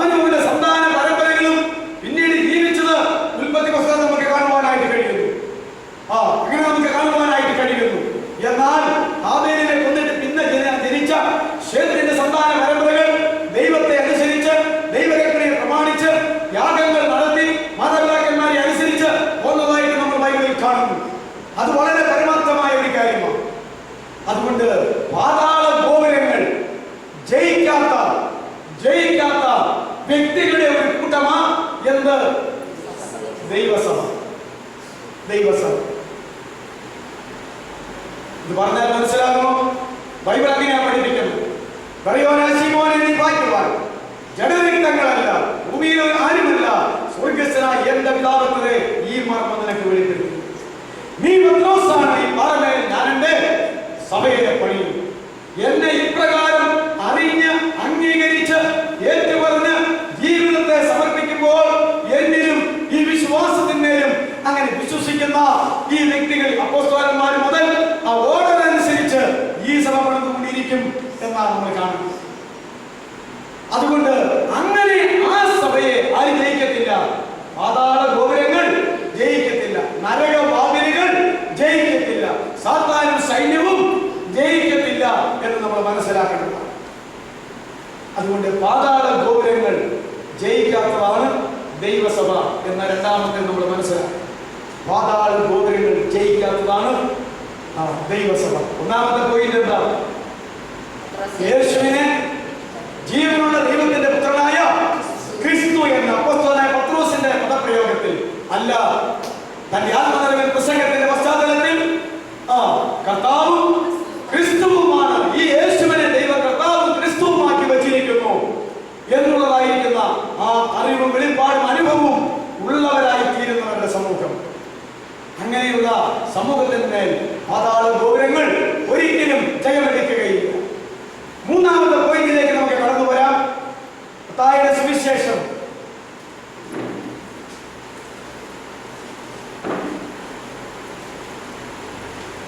21-ാം അധ്യായം അതിന്റെ 42 മുതലുള്ള വേദഭാഗങ്ങൾ ഞാൻ വായിക്കട്ടെ. നമ്മുടെ വിഷയം 43-ാമത്തെ വാക്യമാണ്. വീട് പണിയുന്നവർ തള്ളിക്കളഞ്ഞ കല്ല് മൂലക്കല്ലായി തീർന്നിരിക്കുന്നു. ഇത് കർത്താവിനാൽ സംഭവിച്ചു, നമ്മുടെ ദൃഷ്ടിയിൽ ആശ്ചര്യവുമായിരിക്കുന്നു എന്ന് നിങ്ങൾ തിരുവെഴുത്തുകളിൽ ഒരിക്കലും വായിച്ചിട്ടില്ലയോ? അത് പഴയ നിയമത്തിലുള്ളതാണ്. ഇത് തന്നെയാണ് പത്രോസ് അപ്പോസ്തലൻ കഴിഞ്ഞ ദിവസം നമ്മൾ ചിന്തിച്ച ലേഖനത്തിൽ പറഞ്ഞിരിക്കുന്നത്. മനുഷ്യർ തള്ളിയതെങ്കിൽ ദൈവത്തിന്റെ സന്നിധിയിൽ ശ്രേഷ്ഠവും മാന്യവുമായ മൂലക്കല്ലായ യേശുവിന്റെ അടുക്കൽ നിങ്ങൾ വന്നിട്ട് നിങ്ങൾ ജീവനുള്ള കല്ലുകൾ എന്ന പോലെ ആത്മീക ഗൃഹമായി, ആത്മീക യാഗം കഴിപ്പാൻ തക്കവണ്ണം വിശുദ്ധ പുരോഹിത വർഗമായി പണിയപ്പെടുന്നു. ഈ പണിയെ കുറിച്ച് അവിടെയാ പറയുന്നത്. എഫേസ്യർ 2-ലും ഈ പത്രോസിന്റെ ലേഖനത്തിലും പറയുന്നത് എന്ന് നിങ്ങൾ തിരുവെഴുത്തുകളിൽ ഒരിക്കലും വായിച്ചിട്ടില്ലയോ? അതുകൊണ്ട് ഈ തിരുവെഴുത്തുകളിൽ പ്രകാരം എന്നായി പറഞ്ഞു വരുന്നത്. ഇനിയൊക്കെ ശ്രദ്ധിച്ചാട്ടെ. അതുകൊണ്ട് ദൈവരാജ്യം നിങ്ങളുടെ പക്കൽ നിന്ന് എടുത്ത് അതിന്റെ ഫലം കൊടുക്കുന്ന ജാതിക്ക് കൊടുക്കും എന്ന് ഞാൻ നിങ്ങളോട് പറഞ്ഞു. യഹൂദന്മാരുടെ കർത്താവ് അവസാനം പറയുകയാണ്, വീട് പണിയുന്നവർ തള്ളിക്കളഞ്ഞ കല്ല് മൂലക്കല്ലായി തീർന്നു എന്ന് തിരുവെഴുത്തുകളിൽ എഴുതിയിരിക്കുന്നത് നിങ്ങൾ വായിച്ചിട്ടില്ലേ? പഴയ തിരുവെഴുത്ത് നിങ്ങൾക്ക് അറിയാവുന്ന യഹൂദന്മാരുടെ പറയുക നിങ്ങൾ വായിച്ചിട്ടില്ലേ? അവർക്കതറിയാം. അതാ ഇപ്പോൾ സംഭവിക്കാൻ പോകുന്നത്. വീട് പണിക്കാരായ യഹൂദന്മാര് എന്ത് ചെയ്തു? വീട് പണിയാൻ വന്നപ്പോൾ എന്ത് തള്ളിക്കളെന്നാണ് പറയുന്നത്? മൂലക്കല്ല് തള്ളിക്കള്. മൂലക്കല്ലിട്ട് അടിസ്ഥാനം ഉറപ്പിക്കാതെ ഒരു വീട് പണിയാണ്. ആ മൂലക്കല്ല് ആരാണ് കർത്താവ് പറഞ്ഞു വരുന്നത്? അത് ഞാൻ തന്നെയാണ്. എന്നെ തള്ളിക്കളഞ്ഞിട്ട് നിങ്ങൾ പണിയാണ്. അങ്ങനല്ലേ സംഭവിച്ചത്? അതുകൊണ്ട് ആ തിരുവെഴുത്ത് നിങ്ങൾ വായിച്ചിട്ടില്ലേ? ഈ വചനം നിങ്ങൾ ഓർക്കുന്നില്ലേ? അതുകൊണ്ട് ഇപ്പോൾ എന്ത് ചെയ്യാൻ പോകുന്നു? അതുകൊണ്ട് ദൈവരാജ്യം നിങ്ങളുടെ പക്കൽ നിന്ന് എടുത്ത് അതിന്റെ ഫലം കായ്ക്കുന്ന ജാതിക്ക് കൊടുക്കും എന്ന് ഞാൻ നിങ്ങളോട് പറയുന്നു. യഹൂദന്മാരുടെ കയ്യിൽ നിന്ന് ദൈവരാജ്യത്തെ എടുക്കാൻ പോവുകയാണ്. ദൈവരാജ്യത്തെ യഹൂദന്മാരുടെ കയ്യിൽ നിന്ന് എടുത്തിട്ട് ആർക്ക് കൊടുക്കാൻ പോവുകയാണ്? ജാതികൾക്ക് കൊടുക്കാൻ പോവുകയാണ്. ജാതികൾക്ക് കൊടുത്താൽ അവരെന്ത് ചെയ്യും? ദൈവരാജ്യത്തിന്റെ ഫലം കായ്ക്കും. നിങ്ങൾക്ക് ഈ കണ്ട കാലമെല്ലാം ദൈവരാജ്യത്തെ തന്നിട്ട് നിങ്ങൾ ദൈവരാജ്യത്തിന്റെ ഫലത്തെ കാച്ചില്ലെന്ന് മാത്രമല്ല, ദൈവരാജ്യം ഒന്ന് ശരിയാക്കാൻ പോലും മൂലക്കല്ലായിരിക്കുന്ന എന്നെ തള്ളിക്കളഞ്ഞു. ഞാൻ നിങ്ങളോട് ചോദിക്കട്ടെ, യേശു ക്രിസ്തുവിനെ രാജാവായിട്ട് യഹൂദന്മാർ അംഗീകരിച്ചോ? ഇല്ല. സക്രിയ പ്രവചനത്തിലുണ്ടല്ലോ 9-ാം അധ്യായത്തിൽ, ഇതാ നിന്റെ രാജാവ് സൗമ്യതയുള്ളവനായി പെൺകണ്ണിയുടെ പുറത്തും കഴുതക്കുട്ടിയുടെ പുറത്തും കയറി നിന്റെ അടുക്കലേക്ക് വരുന്നു. അതായിരുന്നു പ്രവചനം. അപ്പോ അങ്ങനെ പെൺകണ്ണിയുടെ പുറത്തും കഴുതക്കുട്ടിയുടെ പുറത്തും സൗമ്യനായി വരുന്ന ഒരു രാജാവാണ് യഹൂദന്മാരുടെ വരുവാനുള്ള മിശിഹ എന്ന് തിരുവെഴുത്തുകളിൽ പണ്ടേ പറഞ്ഞിരുന്നതാ. പക്ഷേ അതിവർക്ക് തിരിഞ്ഞില്ല. ഹോസന്ന എഴുന്നള്ളത്ത് കർത്താവ് നടത്തിയത് അങ്ങനെയല്ലേ? അതല്ല ഇന്ന് ക്രൈസ്തവർ ഹോസന്ന പെരുന്നാൾ ആഘോഷിക്കുന്നത്. ആ ഹോസന്ന എഴുന്നള്ളത്ത് നടത്തിയപ്പോൾ അവരെന്താ ചെയ്തത്? പുലിത്തോലകൾ, ഈന്തപ്പനയുടെ ഓലകൾ വെട്ടി അവർ കയ്യിൽ പിടിച്ചു, മരത്തിന്റെ കൊമ്പുകൾ മുറിച്ച് കയ്യിൽ പിടിച്ചു, മരത്തിന്റെ ജില്ലകൾ വെട്ടി വടിയിലിട്ടു, അവരുടെ വസ്ത്രങ്ങൾ വടിയിൽ വിരിച്ചു. കെട്ടിയിട്ടിരിക്കുന്ന കഴുതയെയും കഴുതക്കുട്ടിയെയും അഴിച്ചു കൊണ്ടുവരാനായിട്ട് പറഞ്ഞു. അപ്പോൾ ശിഷ്യന്മാർ വസ്ത്രം വിരിച്ചു. ആദ്യം കർത്താവ് പെൺകഴുതിയുടെ പുറത്ത് കയറി, പിന്നെ ആൺകഴുതിയുടെ പുറത്ത് കയറി. അങ്ങനെ സ്ത്രീകളും പുരുഷന്മാരുമായിട്ട് 3.5 കൊല്ലക്കാലം കർത്താവിനെ കണ്ടും കേട്ടും അനുഭവിച്ചു വന്ന ജനതയിൽ നന്ദിയോടെ അവരുടെ അടുക്കിലേക്ക് വന്നിട്ട് വലിയൊരു ഘോഷയാത്ര നടത്തി. മുമ്പും പിമ്പും പോകുന്നവർ ഹോശന്ന, ദാവീദ് പുത്രൻ ഹോശന്ന, കർത്താവിന്റെ നാമത്തിൽ വരുന്നവർ വാഴ്ത്തപ്പെട്ടവർ, പിതാവായ ദൈവത്തിൽ ദാവീദിന്റെ രാജ്യം വാഴ്ത്തപ്പെടുമാറാകട്ടെ എന്നൊക്കെ പറഞ്ഞിങ്ങനെ അങ്ങോട്ട് എഴുന്നള്ളിച്ച് കൊണ്ടുപോവുകയാണ് ചെയ്യുന്നത്. ഇതല്ലേ സിറിയ പ്രവാചകൻ പറഞ്ഞ് നിവൃത്തിയായിക്കൊണ്ടിരിക്കുന്നത്. അങ്ങനെ വന്നപ്പോൾ ഇതെന്താ എന്ന് ഈ ഒച്ചപ്പാട് പകർന്നും എന്താകുന്നു, യെരൂശലേം ദേവാലയത്തിലേക്ക് വരുന്ന പുരുഷാരം എന്താകുന്നു എന്ന് അറിഞ്ഞ് ശാസ്ത്രിമാരും പരീക്ഷന്മാരും പ്രമാണിമാരും വന്നിട്ട് അപ്പോൾ ആ കാര്യം മനസ്സിലായത്. അപ്പോൾ അവരെന്താ ചെയ്തത്? ബഹുമാനമായിട്ട് സ്വീകരിക്കേണ്ട കർത്താവിനെ അവിടെ വെച്ച് അത് നിരോധിക്കുകയാണ് ചെയ്തത്. അല്ലേ? ഈ ഘോഷയാത്ര ആവശ്യമില്ല, ഇതെന്തിനു നീ അനുവദിക്കുന്നു? ഈ പെണ്ണുങ്ങളെ പിള്ളേരെ ഇങ്ങനെ നിന്റെ കൂടെ എന്തിനു കൂട്ടിയിരിക്കുന്നു? എന്തോ ഒച്ചപ്പാടാ, നാട്ടിൽ സ്വൈര്യമില്ലല്ലോ, പള്ളിയിൽ സ്വൈര്യമില്ലല്ലോ, യാത്ര നടത്താൻ മേലല്ലോ, അവിടെ ഒച്ചപ്പാട്, ഇവിടെ ഒച്ചപ്പാട്. ഇതെന്താണ്? ഇവരെ അമർത്തണം, ശാസിക്കണം, മിണ്ടാതിരിക്കാൻ കൽപ്പിക്കണം, ഘോഷയാത്ര അവസാനിപ്പിക്കണം എന്നെല്ലാം വന്നവർ തടഞ്ഞു. അപ്പോഴാ പറഞ്ഞത്, മിണ്ടാതിരുന്നാൽ കല്ലുകൾ ആർത്ത് വിളിക്കുമെന്ന് പറഞ്ഞു. പിന്നെ അങ്ങനെയാണെങ്കിൽ അവരങ്ങ് പോട്ടെ. അങ്ങനെ ഹോശന്ന എഴുന്നള്ളത് ദേവാലയത്തിൽ ചെന്നു. അവർ ദേവാലയത്തിന്റെ ഗോപുരത്തിൽ കർത്താവ് ചുറ്റി നടന്നു, ദേവാലയത്തിനകത്ത് കടന്നു. അവിടെ വെച്ച് എന്താ പറഞ്ഞത്? എന്റെ ആലയം പ്രാർത്ഥനാലയം എന്ന് വിളിക്കപ്പെടും, നിങ്ങളോ ഇപ്പോൾ അതിനെ കള്ളന്മാരുടെ ഗുഹയാക്കി തീർത്തു എന്നാ പറഞ്ഞിരിക്കുന്നത്. യെരൂശലേം ദേവാലയത്തിന്റെ കാര്യം നിങ്ങൾക്ക് അറിയാമോ? നമ്മുടെ കർത്താവ് കുഞ്ഞായിരുന്നപ്പോൾ മോശയുടെ ന്യായപ്രമാണ പ്രകാരം മറിയത്തിന്റെ ശുദ്ധീകരണ നാളുകൾ തികഞ്ഞപ്പോൾ അതെ 2 പ്രാക്കുഞ്ഞുങ്ങളെയോ ചങ്ങാലി കുഞ്ഞുങ്ങളെയോ ദരിദ്രർക്കുള്ളത് ആയിട്ടുള്ള വഴിപാട് കൊണ്ടുപോയി കടിച്ച് മറിയത്തിന്റെ ശുദ്ധീകരണ കാലം തികച്ച് കർത്താവിന് വഴിപാട് അർപ്പിച്ച് വരേണ്ടിയിരുന്നു. അപ്പോൾ യേശു കുഞ്ഞിനെ കയ്യിലെടുത്തുകൊണ്ട് മറിയാമും യോസേഫും ദേവാലയത്തിൽ ചെന്ന് ദരിദ്രന്മാർക്ക് വെച്ചിരിക്കുന്ന ആടുകളോ മാനുകളോ ഒന്നും എടുക്കാൻ കർത്താവിന് വകുപ്പില്ല. 2 പ്രാക്കുഞ്ഞുങ്ങളെയോ കർത്താവിനെയോ കൊണ്ടുപോയിട്ട് യാഗങ്ങളൊക്കെ നടത്തി, നേർച്ചകളും കാഴ്ചകളും ഒക്കെ നടത്തി കർത്താവിനെ തിരിച്ചു കൊണ്ടുവന്നു. ഞാൻ പറഞ്ഞു വന്നത്, യേശുവിനെ ആ സമയത്ത് യെരൂശലേം ദേവാലയത്തിൽ കൊണ്ടുപോയി പ്രതിഷ്ഠിക്കാൻ തക്കവണ്ണം യെരൂശലേം ദേവാലയം യേശുവിനാൽ അംഗീകരിക്കപ്പെട്ടിരുന്നു. പിന്നീട് 12ാമത്തെ വയസ്സിൽ അവർ പെരുന്നാളിന്, പെസഹ പെരുന്നാളിന് പോയപ്പോൾ യേശുവിനെ കൊണ്ട് പോയെങ്കിലും പെരുന്നാൾ കഴിഞ്ഞ് മടങ്ങി 3 ദിവസത്തെ വഴിയകലം വന്നപ്പോൾ യേശു അവരുടെ കൂടെ ഇല്ലാത്തത് കൊണ്ട് തിരിച്ച് യെരൂശലേം ദേവാലയത്തിൽ ചെന്ന് യേശുവിനെ കൂട്ടിക്കൊണ്ടുവന്ന ചരിത്രം നിങ്ങൾക്കറിയാമല്ലോ. അന്നും എന്റെ യേശു എന്താ പറഞ്ഞത്? നീ എന്താ മകനെ ഇവിടെ ഇങ്ങനെ താമസിച്ചത്? ഞങ്ങൾ ഒത്തിരി ഭാരപ്പെട്ടു പോയല്ലോ, 3 ദിവസം വഴിയകലം പോയല്ലോ. അപ്പോ പറഞ്ഞു, ഞാൻ നിന്റെ അപ്പൻ വിഷമിച്ചെന്ന് മറിയാം പറഞ്ഞപ്പോൾ പറയുകയാ, ഞാൻ എന്റെ പിതാവിനുള്ളത് ഇരിക്കേണ്ടതല്ലയോ എന്ന് നിങ്ങൾ എന്നെ കുറിച്ച് അറിയുന്നില്ലയോ എന്നാ പറഞ്ഞത്. എന്റെ പിതാവിന്റെ ബിസിനസ്സുകൾ ഞാൻ കൈകാര്യം ചെയ്യേണ്ടതല്ലയോ എന്ന് മൂലഭാഷ. അതുകൊണ്ട് പ്രിയമുള്ളവരെ, അങ്ങനെ യേശുവിന് 12ാമത്തെ വയസ്സിലും യെരൂശലേം ദേവാലയം അവൻ ഇരിക്കാൻ കൊള്ളാവുന്നതായിരുന്നു. ഇതെന്റെ പിതാവിനുള്ളതാകുന്നു എന്ന് പറഞ്ഞു. എന്നാൽ തന്റെ 3.5 വർഷത്തിന്റെ പ്രവർത്തനത്തിന്റെ ആരംഭത്തിൽ യോഹന്നാന്റെ സുവിശേഷത്തിൽ നാം വായിക്കുന്നു, 2-ാം നാള് 3-ാം നാള് അല്ലെ, ആ 2-ാം അധ്യായത്തിൽ ഗലീലയിലെ കാനാവിൽ കല്യാണ വീട്ടിൽ വെള്ളത്തെ വീഞ്ഞാക്കിയതിനു ശേഷം യെരൂശലേം ദേവാലയത്തിലേക്ക് ഒരു പോക്ക് പോയപ്പോൾ അന്ന് യേശു പറയുകയാണ്, അപ്പൊ കാലം എത്രയായി? ശിശുപ്രായത്തിൽ പോയി കാഴ്ചവെക്കാൻ. പിന്നെ 12ാമത്തെ വയസ്സിൽ പോയി.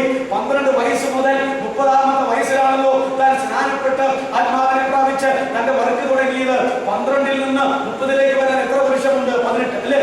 18 വർഷം കഴിഞ്ഞ് യെരൂശലേം ദേവാലയത്തിലേക്ക് ചെന്നപ്പോൾ യേശു പറയുകയാ, എന്റെ ആലയം പ്രാർത്ഥനാലയം എന്ന് എഴുതിയിരിക്കുന്നു, നിങ്ങളോ അതിനെ അല്ലല്ല, കള്ളന്മാരുടെ ഗുഹയല്ല, നിങ്ങളോ അതിനെ വാണിഭശാലയാക്കിയിരിക്കുന്നു. തന്റെ പരസ്യ പ്രവർത്തനം ആരംഭിച്ചപ്പോൾ യെരൂശലേം ദേവാലയത്തെ എന്താക്കി മാറ്റി? 40 ദിവസത്തിനകം 90 ദിവസത്തിനകം ശുദ്ധീകരണ നാൾ എത്ര ദിവസമാണ്? മറിയത്തിന്റെ പഴയ നിയമത്തില് 2 മാസത്തിനുള്ളിൽ ശിശുവായിരുന്നപ്പോഴാണ് കൊണ്ടുപോയത്. അന്ന് യേശുവിനെ കാഴ്ചയർപ്പിക്കാൻ ഇതുപോലെ ദേവാലയം കൊള്ളാമായിരുന്നു. 12ാമത്തെ വയസ്സിൽ അവരോട് ഇരിക്കാൻ കൊള്ളാമായിരുന്നു. അതുകൊണ്ടാണ് പറഞ്ഞത്, പിതാവിനുള്ളതിൽ ഞാൻ ഇനി ഇരിക്കാൻ പോവാ, ഞാൻ ഇരിക്കേണ്ടതല്ലയോ എന്ന്. വീണ്ടും 18 കൊല്ലം കഴിഞ്ഞ് തന്റെ 30ാമത്തെ വയസ്സിൽ പരസ്യപ്രവർത്തനത്തിന്റെ ആരംഭത്തിൽ യെരൂശലേം ദേവാലയത്തിലേക്ക് ചെന്നപ്പോഴാണ് പറഞ്ഞത്, 18 കൊല്ലം കൊണ്ട് യെരൂശലേം ദേവാലയം എന്തായി മാറി? ഷോപ്പിംഗ് കോംപ്ലക്സ് ആയി. നമ്മുടെ പുതിയ ഭാഷയിൽ പറഞ്ഞാൽ ഷോപ്പിംഗ് കോംപ്ലക്സ് ആയി. അതല്ലേ കർത്താവ് വർദ്ധിച്ചു പോകുന്നത്. പിന്നെ 3.5 കൊല്ലം കഴിഞ്ഞ് അവസാനിക്കാൻ ചെന്നപ്പോൾ അവസാനത്തെ റോസന്നാഴിനുള്ളതിന്റെ അന്ന് എന്ന് നോക്കിയിട്ട് വന്നു കഴിഞ്ഞപ്പോൾ പറഞ്ഞു, ഞാൻ 3.5 കൊല്ലം മുമ്പ് വന്നപ്പോൾ ഈ ദേവാലയം ഷോപ്പിംഗ് കോംപ്ലക്സ് ആയി, വാണിജ്യശാലയാക്കി നിങ്ങൾ. ഇപ്പോൾ ഇത് കള്ളന്മാരുടെ തുകയാണ്. ഇനി എന്താ ചെയ്യുന്നത്? ഇനി ഒന്നും ചെയ്യാനില്ല. ഇടിക്കാതെ കല്ലിന്മേൽ കല്ല് ശേഷിക്കാത്ത കാലം വരാൻ പോകുന്നു. കർത്താവ് ദേവാലയങ്ങളിൽ ഇറങ്ങി പോകുന്നത് എങ്ങനെയാ? അവൻ ദേവാലയത്തിനകം മുതൽ കണ്ട് യാത്ര പറഞ്ഞ് പുറത്തിറങ്ങി യാത്ര പറഞ്ഞ് മുറ്റത്തിൽ നിന്ന് മാറി കോമ്പൗണ്ടിൽ ചെന്ന് നിന്ന് യെരൂശലേം ദേവാലയത്തെ നോക്കി കരഞ്ഞു. അവിടെ നിന്ന് ഇപ്രകാരം വിളിച്ചു പറഞ്ഞു, ഇന്നെങ്കിലും നിന്റെ സമാധാനത്തിനോട് നീ അറിഞ്ഞെങ്കിൽ കൊള്ളായിരുന്നു. യെരൂശലേം സഭയുടെ മാനസാന്തരത്തിന്റെ അവസാനത്തെ നാഴിക അതാണ്, ദിവസം അതാണ്. യെരൂശലേം ദേവാലയത്തിലെ പുരോഹിതന്മാരുടെ മാനസാന്തരത്തിന്റെ അവസാനത്തെ ദിവസം അതാണ്. അവരുടെ ശാസ്ത്രീയ പരീക്ഷന്മാരുടെ മാനസാന്തരത്തിന്റെ അവസാന ദിവസം അതാണ്. അത് കഴിഞ്ഞു പോയി ഞാൻ പോവുകയാണ് അത് എന്ന് പറഞ്ഞിട്ടാണ് പോകുന്നത്. പിന്നീട് കർത്താവ് ക്രൂശിമരണം അനുഭവിച്ചു കഴിഞ്ഞ AD 70 അവൻ പറഞ്ഞ ന്യായവിധി അതിന്റെ പേര് വന്നില്ലേ? വന്നു. അതുകൊണ്ട് പ്രിയമുള്ളവരെ, ലോകത്തിൽ ഏത് മനുഷ്യനായാലും വലിയവനായാലും ചെറിയവനായാലും മാനസാന്തരത്തിന് ഒരു അറുതി നമ്മുടെ കർത്താവ് വെച്ചിട്ടുണ്ട്. നമുക്കത് അറിഞ്ഞുകൂടല്ലോ. ആയുസിന്റെ അറുതി കർത്താവ് വെച്ചിട്ടുണ്ട്. നമുക്കത് അറിഞ്ഞുകൂടല്ലോ. എന്നാൽ കർത്താവ് സമയം വരെ നോക്കിയിരുന്ന് കഴിഞ്ഞിട്ട് മാനസാന്തരപ്പെട്ടില്ലെങ്കിൽ അവൻ കരഞ്ഞുകൊണ്ട് ന്യായവിധി പ്രഖ്യാപിക്കേണ്ടതായി വരുമെന്ന് നമ്മൾ അറിയേണ്ടതാണ്. അതുകൊണ്ട് മരണവും നമ്മുടെ ജീവിതത്തിന്റെ അന്തവും ഒന്നും നമുക്ക് നിശ്ചയമില്ലാത്തതിനാൽ ജീവിതകാലത്ത് സംഭവിക്കേണ്ടതൊക്കെയും സംഭവിക്കേണ്ടതാണ്. ഇല്ലെങ്കിൽ ഭയങ്കരമായ ന്യായവിധിയാണ്.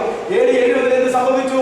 റോമൻ ചക്രവർത്തിയുടെ കൽപ്പന അനുസരിച്ച് വെസ്പേഷ്യൻ തീത്തോസ് എന്ന് പറയുന്ന സർവ്വസൈന്യാധിപന്മാരുടെ നേതൃത്വത്തിൽ അതെ പട്ടാളം യെരൂശലേമിൽ ഇറങ്ങുകയും അവര് യെരൂശലേം നിരോധിക്കുകയും പിടിക്കുകയും തീ വെച്ച് ചുടുകയും ദേവാലയത്തെ നശിപ്പിക്കുകയും ഒക്കെ ചെയ്തു.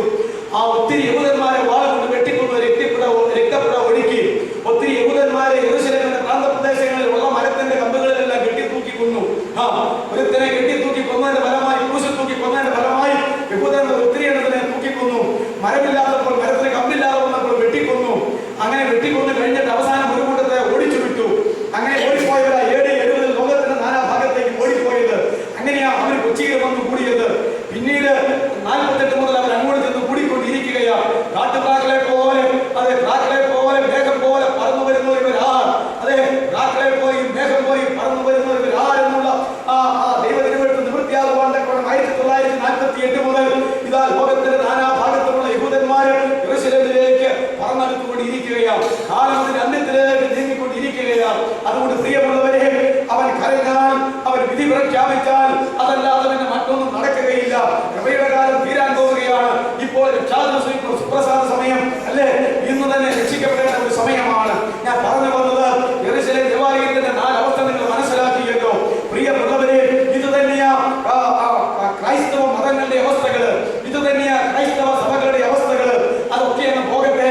നിങ്ങൾ ദൈവത്തിന്റെ മന്ദിരമെന്നും ദൈവത്തിന്റെ ആത്മാവ് നിങ്ങൾ വസിക്കുന്നുവെന്നും നിങ്ങൾ അറിയുന്നില്ലയോ? നാമാണല്ലോ ദൈവത്തിന്റെ മന്ദിരം അല്ലേ? യഥാർത്ഥ ക്രിസ്ത്യാനികളല്ലേ ദൈവത്തിന്റെ മന്ദിരം. അതുകൊണ്ട് ഓർത്തുകൊള്ളുക, മാനസാന്തരപ്പെട്ട ആ നിമിഷം യേശുവിന് വസിക്കാൻ കൊള്ളാവുന്നതായിരുന്നു. ഒരു 12 കൊല്ലം കൂടെ കഴിഞ്ഞപ്പോൾ ഇതിന്റെ കുഴപ്പം ഉണ്ടായിരുന്നില്ല. പിന്നീട് ഒരു 18 കൊല്ലം കൂടെ കഴിഞ്ഞപ്പോൾ അത് വാണിജ്യശാലയായെങ്കിൽ വെറും ക്രിസ്ത്യാനിത്വം ബിസിനസ്സാക്കി മാറ്റിയിരിക്കുന്ന ദൈവമക്കളെ കൊണ്ട് ഈ ദൈവസഭകളും ക്രൈസ്തവ ലോകവും നിറഞ്ഞിരിക്കുന്ന ഈ 2008 നാം ജീവിക്കുന്നത് മനസ്സിലാക്കി കൊള്ളണം. ഇപ്പോഴത്തെ അവസ്ഥ കള്ളന്മാരുടെ ഗുഹയായി മാറിക്കൊണ്ടിരിക്കുകയാണ്. കർത്താവ് ന്യായവിധിയല്ലാതെ ക്രൈസ്തവ മതങ്ങൾക്ക് യാതൊരു ഭാവിയുമില്ല. ഞാനിത് പറയുമ്പോൾ വേർപാടുകാരിൽ നിന്ന് നമ്മളോട് കൊണ്ടുവന്നുള്ള അർത്ഥത്തിലല്ലോ ഞാൻ പറയുന്നത്. ഇവിടെ വേർപാട് സഭയുടെ കാര്യമെന്ന് ഞാൻ ആദ്യം പറഞ്ഞല്ലോ. ദൈവത്തിന്റെ സഭ എന്ന് പറയുന്നത് ലക്ഷണമാണ് ഈ പറഞ്ഞുകൊണ്ടിരിക്കുന്നത്. അതുകൊണ്ട് പ്രിയമുള്ളവരെ, ക്രൈസ്തവർ ഇപ്രകാരം നശിച്ചുകൊണ്ടിരിക്കുകയാണ്, ഇപ്രകാരം മാറി മറിഞ്ഞുകൊണ്ടിരിക്കുകയാണ്. ഇതിന്റെ മധ്യത്തിൽ കർത്താവ് അവരോട് പറഞ്ഞു, ദൈവരാജ്യത്തെ നിങ്ങളുടെ കരങ്ങളിലേക്ക് തന്നു എന്റെ സ്വജാതിക്കാരായിരിക്കുന്ന ദൈവജനമേ, യഹൂദന്മാരെ എന്ന് പറഞ്ഞു. അതെ, അവൻ യഹൂദ ഗോത്രത്തിൽ ഉള്ളവനാണ്. അവൻ ദാവീദിന്റെ സന്തതിയാണ്. അവൻ മറിയത്തിന്റെ മകനാണ്, യോസേഫിന്റെ മകനാണ്. അതുകൊണ്ട് ജാതിപരമായിട്ട് നോക്കിയാൽ അവൻ രക്ഷ യഹൂദന്മാരുടെ കീഴിൽ നിന്നല്ലോ വരേണ്ടത് എന്ന് പറഞ്ഞ പോലെ അത് അപ്രകാരം കർത്താവ് യഹൂദൻ തന്നെയായിരുന്നു. അതുകൊണ്ട് അബ്രാഹാമിന്റെ കാലം മുതൽ, ഇസഹാക്കിന്റെ കാലം മുതൽ, യാക്കോബിന്റെ കാലം മുതൽ, ഗോത്രപിതാക്കന്മാരുടെ കാലം മുതൽ ആണല്ലോ യഹൂദജാതി ഉടലെടുത്തത്. ആ യഹൂദന്മാരുടെ ഇടയിലേക്ക് ദൈവരാജ്യത്തെ കർത്താവ് വിട്ടുകൊടുത്തു. ആ ദൈവരാജ്യത്തിന്റെ ഫലം കായ്ക്കുവാൻ തക്കവണ്ണം. പക്ഷേ തന്റെ അന്തിമ നിമിഷമായപ്പോഴേക്കും അവർ ഫലം കാച്ചില്ല എന്ന് മാത്രമല്ല, രാജാവായി അംഗീകരിച്ചില്ലെന്ന് മാത്രമല്ല, ശ്രേഷ്ഠവും മാന്യവുമായ മൂലക്കല്ലായിരിക്കുന്ന യേശുവിനെ അവര് തള്ളിക്കളഞ്ഞു. അതുകൊണ്ട് കർത്താവോട് നേരിട്ട് പറഞ്ഞു, ദൈവരാജ്യത്തെ നിങ്ങളുടെ പക്കലേക്ക് തന്നായിരുന്നു.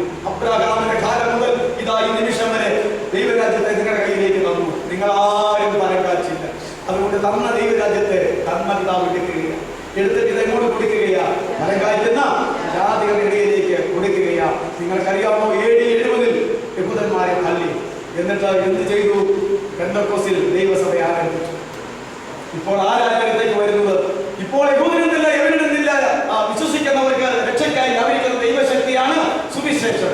എന്നാലും ആദ്യ നൂറ്റാണ്ടുകളിൽ കുറെ യഹൂദന്മാർ വന്നുവെങ്കിലും പിൽക്കാലത്ത് സുവിശേഷം ലോകത്തിന്റെ നാനാഭാഗങ്ങളിലേക്ക് കടന്നു പോയപ്പോൾ ഇപ്പോൾ ആരാ അധികമായിട്ടുള്ളത് ദൈവസഭയിൽ? യഹൂദന്മാരാണോ ജാതികളാണോ?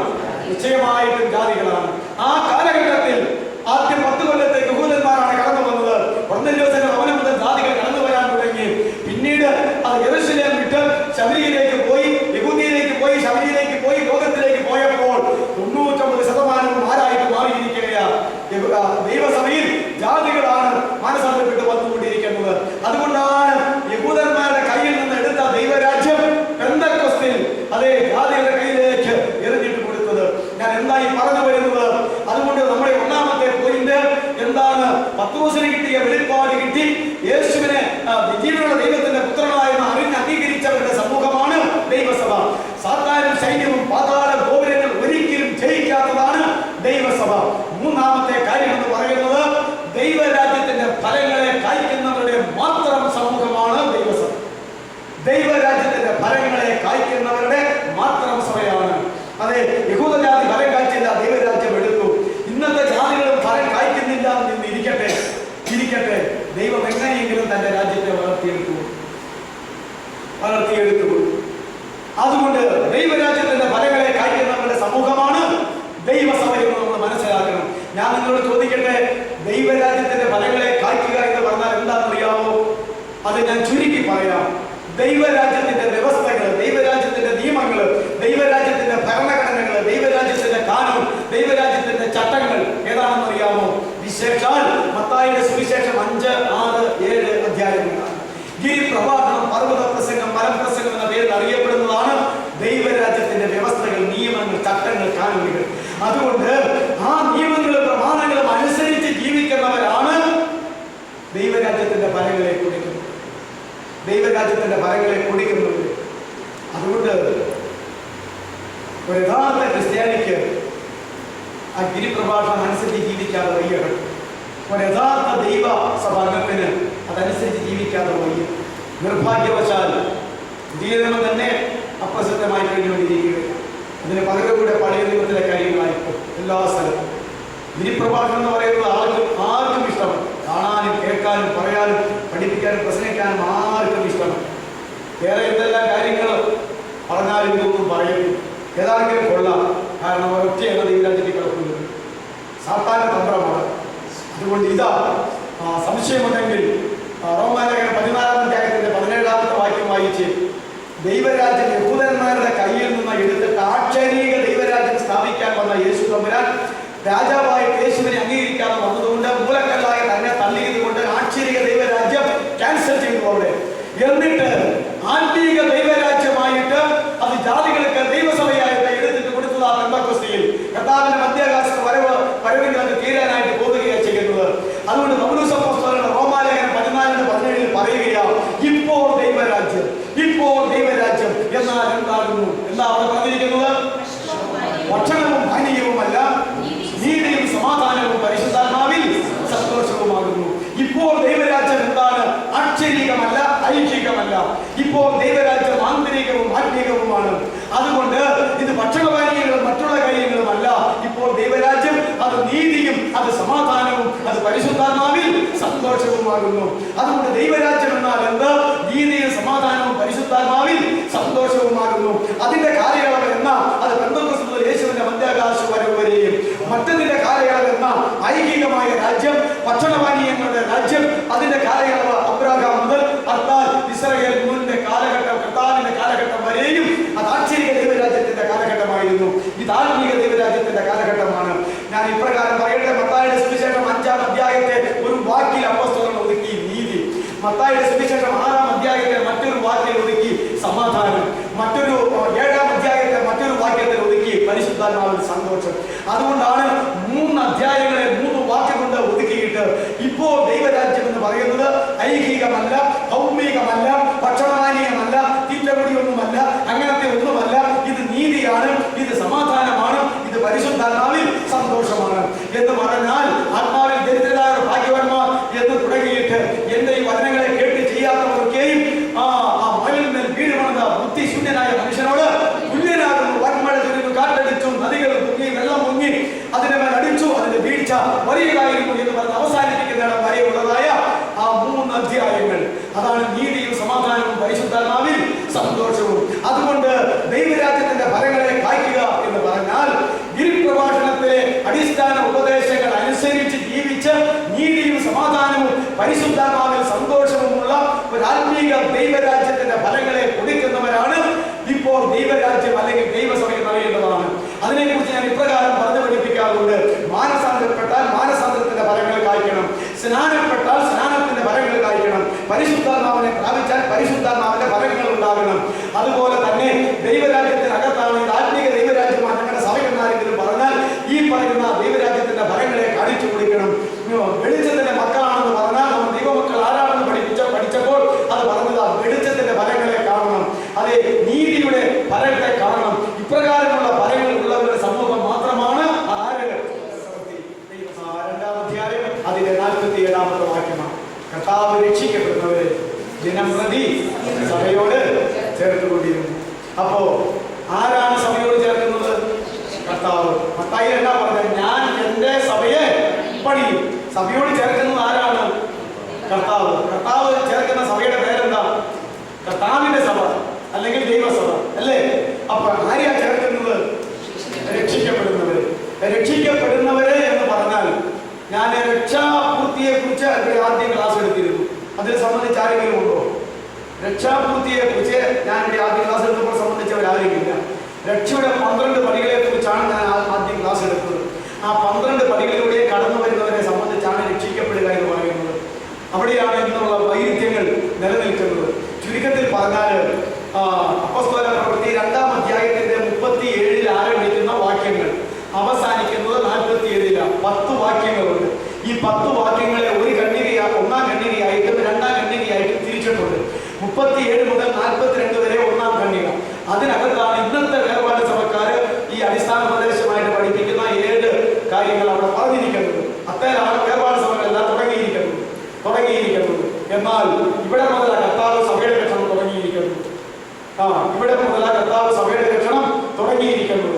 അങ്ങനെ 42-ാം അധ്യായത്തിൽ ആ വാക്യത്തിൽ അത് അവസാനിച്ച് കഴിഞ്ഞിട്ട് പിന്നീട് 43-ാമത്തെ വാക്യം മുതൽ അത് ആരംഭിച്ചിട്ട് 47-ാമത്തെ വാക്യത്തിൽ അവസാനിപ്പിക്കുമ്പോഴാണ് രേഖപ്പെടുത്തിയിരിക്കുന്നത് കർത്താവ് രക്ഷിക്കപ്പെടുന്നവരെ ദിനംപ്രതി സഭയോട് ചേർത്തുകൊണ്ടിരുന്നു. 37 മുതൽ 42 വരെയുള്ള 1-ാം ഖണ്ഡികയിൽ ഒരു മനുഷ്യന്റെ അകത്ത് നടക്കേണ്ട ആന്തരികമായ പരിവർത്തനങ്ങളെ കുറിച്ച് പറയുന്നു. ആന്തരികമായ 7 പരിവർത്തനങ്ങളെ കുറിച്ച് പറയുന്നു. അതാണ് ദൈവസഭയുടെ 7 കുദാശകൾ. അത് നമ്മൾ പ്രത്യേകം ഓർക്കുക. 7 അടിസ്ഥാന അനുഭവങ്ങൾ അതാണ്. മറ്റ് സമുദായങ്ങളുടെ കുദാശകൾ ഒരുപക്ഷെ നിങ്ങൾക്ക് അറിയാമല്ലോ. 7 കുദാശകൾ. ആ 7 കുദാശകളുടെ നിർവചനം തന്നെ നമുക്കറിയാം. കുദാശകൾ എന്നാൽ എന്ത്? കുദാശകൾ എത്ര ഏറെയല്ല. എന്താണ് 7 കുദാശകൾ? ഏതൊക്കെയാ? മാമോദീസ മുതൽ രോഗത്രയാഭിഷേകം പറയാൻ അറിയാമല്ലോ. എന്താണ് ഇതിന്റെ നിർവചനം?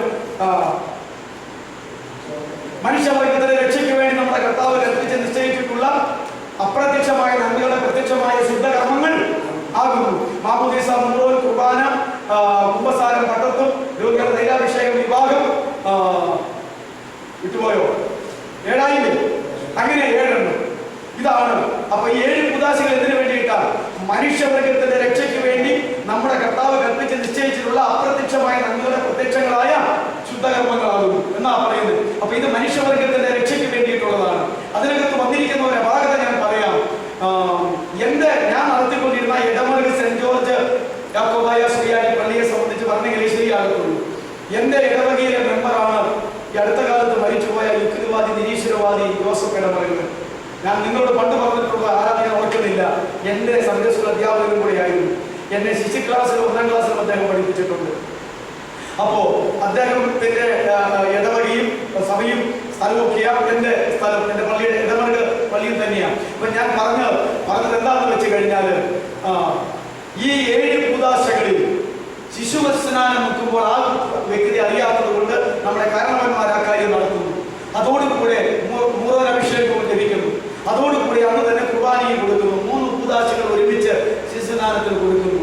പിന്നെ ദൈവവിശ്വാസമില്ലാത്ത, മതവിശ്വാസമില്ലാത്ത, ആധ്യാത്മികമില്ലാത്ത, തോന്നിവാസം ജീവിക്കുന്ന ആളുകളുടെ കൊണ്ട് ഭൂരിപക്ഷമായിട്ട് സമുദായങ്ങൾ നിറഞ്ഞിരിക്കുകയാണല്ലോ. ഇടവക പോലും ഈ പള്ളി ഇടവകക്കാരനെന്ന് പറയുമ്പോൾ ദൈവത്തെ വിശ്വസിക്കുന്നവരല്ലെന്ന് മറുഭാഗത്ത് നിങ്ങൾക്കറിയാം. എന്നാൽ അപ്പോ ഈ 3 കാര്യങ്ങൾ ഒരുമിച്ച് അനുഭവിച്ച് കഴിഞ്ഞിട്ട് പിന്നെ ഇങ്ങനെയുള്ള വ്യക്തി ഒരു സാമൂഹ്യ ബന്ധത്തിന് വേണ്ടി പള്ളിയിലേക്ക് പോകുന്ന വിവാഹത്തിനായിരിക്കും. അപ്പോ ഇദ്ദേഹത്തിന്റെ വിവാഹം രജിസ്റ്റർ ചെയ്തിട്ട് പിന്നെ ആ പള്ളിയിൽ വെച്ച് നടത്തി കൊടുത്തത് അവർക്ക് സോളി ഇടവകനെ, അതും അവിടുത്തെ മണ്ഡപത്തെ കാര്യമാണ്. അതുകൊണ്ട് പിന്നീട് പോകുന്നത് മരിക്കുമ്പോൾ നടക്കാനാണ്. അതുകൊണ്ട് ഇങ്ങനെ ചൊല്ലില്ലേ, സത്യക്രിസ്ത്യാനിക്ക് 2 എടുപ്പ് നടക്കുകയുള്ളൂ. ഒന്ന് മുക്കാൻ എടുത്തുകൊണ്ട് പോകുന്നതും പിന്നെ മരിക്കുമ്പോൾ എടുത്തുകൊണ്ട് പോകുന്നതുമായിട്ടുള്ള 2 എടുപ്പ്. പിന്നെ ഒരു നടപ്പെന്ന് പറയുന്നത് കല്യാണം കഴിക്കാൻ. അങ്ങനെ 2 എടുപ്പും ഒരു നടപ്പും കൊണ്ട് മതബന്ധം നിലനിർത്താൻ കഴിയുന്ന ഒരു പശ്ചാത്തലത്തിലാണ് നമ്മൾ നിൽക്കുന്നത്. അപ്പൊ ഞാൻ ചോദിക്കട്ടെ, 7 കൂദാശകൾ മനുഷ്യവർഗത്തിന്റെ രക്ഷയ്ക്ക് ആവശ്യമാണെങ്കിൽ ബാക്കി 3 കൂദാശകൾ ഒരുമിച്ച് അനുഭവിച്ചിട്ട് ഈ വിവാഹം എന്ന കൂദാശയും അനുഭവിച്ച് കഴിഞ്ഞിട്ട് ബാക്കി അനുഭവിക്കാതെ ആളുകൾ മരിച്ചുകൊണ്ടിരിക്കുകയാണ്. അങ്ങനെയാണെങ്കിൽ ഇവരുടെ രക്ഷ എങ്ങനെയാകും? നിശ്ചയമായിട്ട് രക്ഷ തകരാറിലാകും. എന്നാൽ ഇവിടെ പറയുന്ന യഥാർത്ഥ ദൈവസഭയുടെ കൂദാശകൾ എന്ന് പറയുന്നത് ഇവിടെ ആരംഭിക്കുന്നത് എന്താണ്? നിങ്ങൾ ഒന്നാമത് മാനസാന്തരപ്പെടുക, സ്നാനപ്പെടുക, പരിശുദ്ധാത്മാവിനെ പ്രാപിക്കുക, വിശുദ്ധിയും വേർപാടുമുള്ളവരായി തീരുക, അപ്പോസ്തലരുടെ ഉപദേശപ്രകാരം കൂട്ടായ്മ ആചരിച്ചു വരിക, പ്രാർത്ഥന നടത്തി വരിക, അപ്പം നുറുക്കി അനുഭവിച്ചു വരിക. ഇതാണ് 7 കാര്യങ്ങൾ. ഇതാണ് ഞാൻ പറഞ്ഞത്. അപ്പോസ്തല പ്രവൃത്തി 2-ാം അധ്യായത്തിന്റെ 37 മുതൽ 42 വരെയുള്ള 1-ാം ഖണ്ഡികയിൽ പറയുന്ന അടിസ്ഥാന ഉപദേശങ്ങൾ, അല്ലെങ്കിൽ ദൈവസഭയുടെ 1, 2, 3-ാം നൂറ്റാണ്ടിലെ ദൈവസഭയുടെ 7 കൂദാശകൾ. 3-ാം നൂറ്റാണ്ടിന് ശേഷം ക്രിസ്തുദിനോസിന്റെ കാലഘട്ടം മുതലാണ് ഈ മറ്റേ കൂദാശകൾ അപ്രകാരം ക്രമീകരിക്കപ്പെട്ടു വന്നത്. അതുകൊണ്ട് ആ കാര്യം നമ്മൾ മനസ്സിലാക്കേണ്ടതാണ്. ഞാൻ പറഞ്ഞത് ഇത് ആത്മീകമായ 7 അനുഭവങ്ങളാണ്. 43-ാമത്തെ വാക്യം മുതൽ 47-ാമത്തെ വാക്യം വരെ പറയുന്നിടത്ത് ഭൗതികമായ 7 പരിവർത്തനങ്ങളെ കാണുവാൻ കഴിയും. ഭൗതികമായ 7 പരിവർത്തനങ്ങൾ. അങ്ങനെ ആത്മീകമായ 7 പരിവർത്തനങ്ങളും ഭൗതികമായ 7 പരിവർത്തനങ്ങളുമാകുന്ന 14 പരിവർത്തനങ്ങൾ അനുഭവിച്ചിട്ടുള്ള ഒരു വ്യക്തിയെ കുറിച്ച് പരിശുദ്ധാത്മാവ് എഴുതിയത്, കർത്താവ് ഇങ്ങനെ രക്ഷിക്കപ്പെടുന്നവരെ ദിനം പ്രതി തന്റെ സഭയോട് ചേർത്തുകൊണ്ടിരുന്നു. നമുക്ക് കുഞ്ഞു മാനസാന്തരമുള്ള ആളുകൾ ഈ വാക്യം പറയും, കർത്താവ് രക്ഷിക്കപ്പെടുന്നവരെ ദിനം പ്രതി സഭയോട് ചേർത്തുകൊണ്ടിരുന്നു. ഇങ്ങനെ നിങ്ങൾ ശ്രദ്ധിക്കുക. എന്നിട്ട് നിങ്ങൾ വേദപുസ്തകം വീട്ടിൽ ചെന്ന് പ്രാർത്ഥനയോടെ വായിച്ചു നോക്ക്. 7 ആത്മീകമായ പരിവർത്തനങ്ങളാൽ അപ്പോസ്തല പ്രവൃത്തി 2:37 മുതൽ 42 വരെ. അടുത്ത ഖണ്ഡിക 7 ഭൗതികമായ പരിവർത്തനങ്ങളാൽ. അതാണ് 43 മുതൽ 47 വരെ. എന്നിട്ട് 47-ാമത്തെ വാക്യത്തിലാണ് പറയുന്നത്, കർത്താവ് രക്ഷിക്കപ്പെടുന്നവരെ ദിനംപ്രതി സഭയോട് ചേർത്തുകൊണ്ടിരുന്നു. അതില് വേർപാട് സഭകൾക്ക് 2-ാം ഖണ്ഡികയില്ല, എപ്പിസ്കോപ്പൽ സഭകൾക്ക് 1-ാം ഖണ്ഡികയില്ല. ഇങ്ങനെ ഇപ്പൊ ഒന്ന് സംഭവിച്ചിരിക്കുന്നുണ്ട്. അതുകൊണ്ട് ഇതിന്റെ സമതുലനാവസ്ഥയിലുള്ള സത്യം എന്ന് പറയുന്നത് 1-2 ഖണ്ഡികയിൽ പറഞ്ഞിരിക്കുന്ന ആത്മീകമായ 7 പരിവർത്തനങ്ങൾ ആദ്യം വരികയും ഭൗതികമായ എല്ലാവിധമായിട്ടുള്ള പരിവർത്തനങ്ങളോടും കൂടെ ജീവിക്കുകയും ചെയ്യുമ്പോൾ കർത്താവ് അങ്ങനെ രക്ഷിക്കപ്പെട്ട ആളുകളെ ആരോട് ചേർത്തുകൊണ്ടിരിക്കും? തന്റെ സഭയോട് ചേർത്തുകൊണ്ടിരിക്കും. ഞാനിവിടെ അവസാനിപ്പിക്കട്ടെ. ദൈവസഭയുടെ ലക്ഷണം 1, നീ പത്രോസാണ്, ഈ പാറമേൽ ഞാൻ എൻ്റെ സഭയെ പണിയും. പാതാള ഗോപുരങ്ങൾ ജയിക്കാത്തതാണ് ദൈവസഭ. 3-ാമത് ദൈവരാജ്യത്തിന്റെ ഫലങ്ങളെ കായ്ക്കുന്നവരാണ് ദൈവസഭ. 4 അപ്പോസ്തല പ്രവൃത്തി 2:37 മുതൽ 47 വരെ പറയുന്ന ആത്മീയവും ഭൗതികവുമായ പരിവർത്തനങ്ങളാൽ രൂപാന്തരപ്പെട്ടിരിക്കുന്നവരുടെ സമൂഹമാണ് കർത്താവ് തന്റെ സഭയോട് രക്ഷിക്കപ്പെട്ടവരെ ചേർക്കുമെന്ന് പറഞ്ഞപ്പോൾ ഉള്ളത്. 12 പടികൾ എന്ന് പറഞ്ഞത് വിശ്വസിച്ച് രക്ഷിക്കപ്പെടുക, പിന്നെ ഏറ്റുപറഞ്ഞ് രക്ഷിക്കപ്പെടുക, സ്നാനപ്പെട്ട് രക്ഷിക്കപ്പെടുക, പരിശുദ്ധാത്മാവിനെ പ്രാപിച്ച് രക്ഷിക്കപ്പെടുക, വിശുദ്ധിയും വേർപാടുമുള്ളവരായി രക്ഷിക്കപ്പെടുക, ആത്മീയവും ഭൗതികവുമായ പരിവർത്തനങ്ങളാൽ രക്ഷിക്കപ്പെടുക, പ്രവർത്തനങ്ങളാൽ രക്ഷിക്കപ്പെടുക, വിശ്വാസത്തിന്റെ പ്രവൃത്തി ചെയ്ത് രക്ഷിക്കപ്പെടുക, അന്ത്യത്തോളം സഹിച്ചു നിന്ന് രക്ഷിക്കപ്പെടുക, കാത്തിരിക്കുന്നവരുടെ രക്ഷയ്ക്കായി അവൻ പാപം കൂടാതെ 2ാമത് പ്രത്യക്ഷനാകുമ്പോൾ അത് കർത്താവിന്റെ മധ്യാകാശം വരും വരെ കാത്തിരുന്ന രക്ഷിക്കപ്പെടുക. ഇത്രത്തോളം 11 കൂട്ടം കാര്യങ്ങൾ കഴിഞ്ഞാൽ 12-ാമത്തെ കാര്യം എന്ന് പറയുന്നത് പ്രതിഫലത്തിന്റെ ന്യായാസനത്തിലേക്ക് ചെന്നിട്ട് പ്രതിഫലങ്ങൾ പ്രാപിച്ച് ഗ്രൂപ്പുകളായി തിരിഞ്ഞ് കുഞ്ഞാടിന്റെ മണവാട്ടിയുടെ പദം അലങ്കരിച്ച് കാന്തയായി തീർന്ന രാജ്യ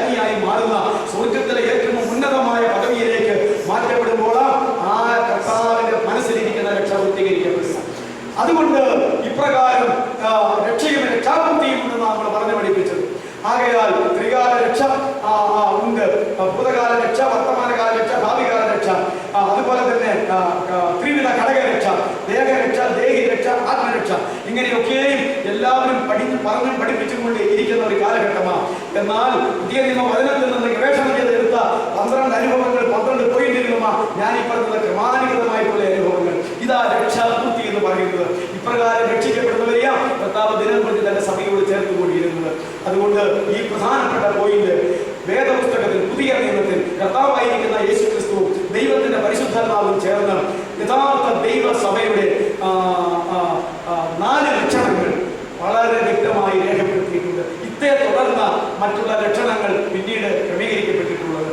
അതുകൊണ്ട് ഇപ്രകാരമുള്ള ലക്ഷണം എനിക്കും നിനക്കും ഉണ്ടോ എന്ന് ശാന്തമായി പരിശോധിക്കുക. ഇന്ന് കാണുന്ന സഭകൾക്ക് ഉണ്ടോ എന്ന് പരിശോധിക്കുക. ഇല്ല എന്ന് ബോധ്യപ്പെടുമ്പോൾ ഇപ്രകാരമുള്ള ലക്ഷണങ്ങളിലേക്ക് വളരെ വേഗം കടന്നു വരുവാൻ ദൈവകൃപയ്ക്ക് വേണ്ടി പ്രാർത്ഥിക്കുകയും ഈ വചനസത്യം ഉൾക്കൊണ്ടുകൊണ്ട് നമ്മുടെ ആയുസ് തീരുന്നതിന് മുമ്പ് എത്രയും വേഗം ആ അനുഭവം പ്രാപിക്കുവാനും ഇടയാകട്ടെ.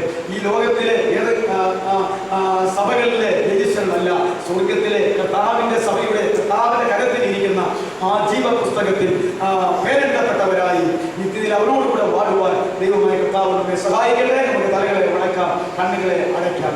യഥാർത്ഥ ദൈവസഭയുടെ മാറ്റമില്ലാത്ത 4 വിധമായ ലക്ഷണങ്ങൾ. ആ ലക്ഷണങ്ങൾ എത്രത്തോളം നമ്മളുണ്ടെന്ന് പരിശോധിക്കുകയും പോരായ്മകളെ തികത്തുകയും ചെയ്യാം. ആകേണ്ടതുപോലെ ആകുവാൻ തക്കവണ്ണം നമുക്ക് സമർപ്പിച്ചു കൊടുക്കാം. നമ്മുടെ കർത്താവ് സമർപ്പിക്കുന്നത് പോലെ സമർപ്പിക്കുമ്പോൾ ആകേണ്ടതുപോലെ ആക്കി തീർക്കുന്ന കർത്താവാകുന്നു. അതിനുള്ള ദൈവവചനം അവർ നമുക്ക് പ്രകാശിപ്പിച്ചു തരട്ടെ. അതിനുള്ള ദൈവത്തിന്റെ പരിശുദ്ധാത്മാവിനെ നമ്മുടെ മേലെ ചൊരിയട്ടെ. അതിനുള്ള കൃപകൾ ഓരോരുത്തരുടെയും ജീവിതത്തിന്റെ അടിസ്ഥാനത്തിൽ, ആവശ്യത്തിന്റെ അടിസ്ഥാനത്തിൽ ദൈവം ചൊരിഞ്ഞു തരട്ടെ. അപ്രകാരം സാക്ഷാൽ സത്യസഭയിൽ ഞാൻ നിങ്ങളും ഒരുമിച്ച് ഇഹത്തിലും മാത്രമല്ല പരത്തിൽ ഒരുമിച്ച് കണ്ട് ദൈവത്തെ മഹത്വപ്പെടുത്തുവാൻ ഇടയാകുമാറ് ദൈവം നമ്മെ സഹായിക്കാനായി പ്രാർത്ഥിക്കാം. ആരെങ്കിലും ദൈവദാസന്മാര് ശബ്ദത്തിൽ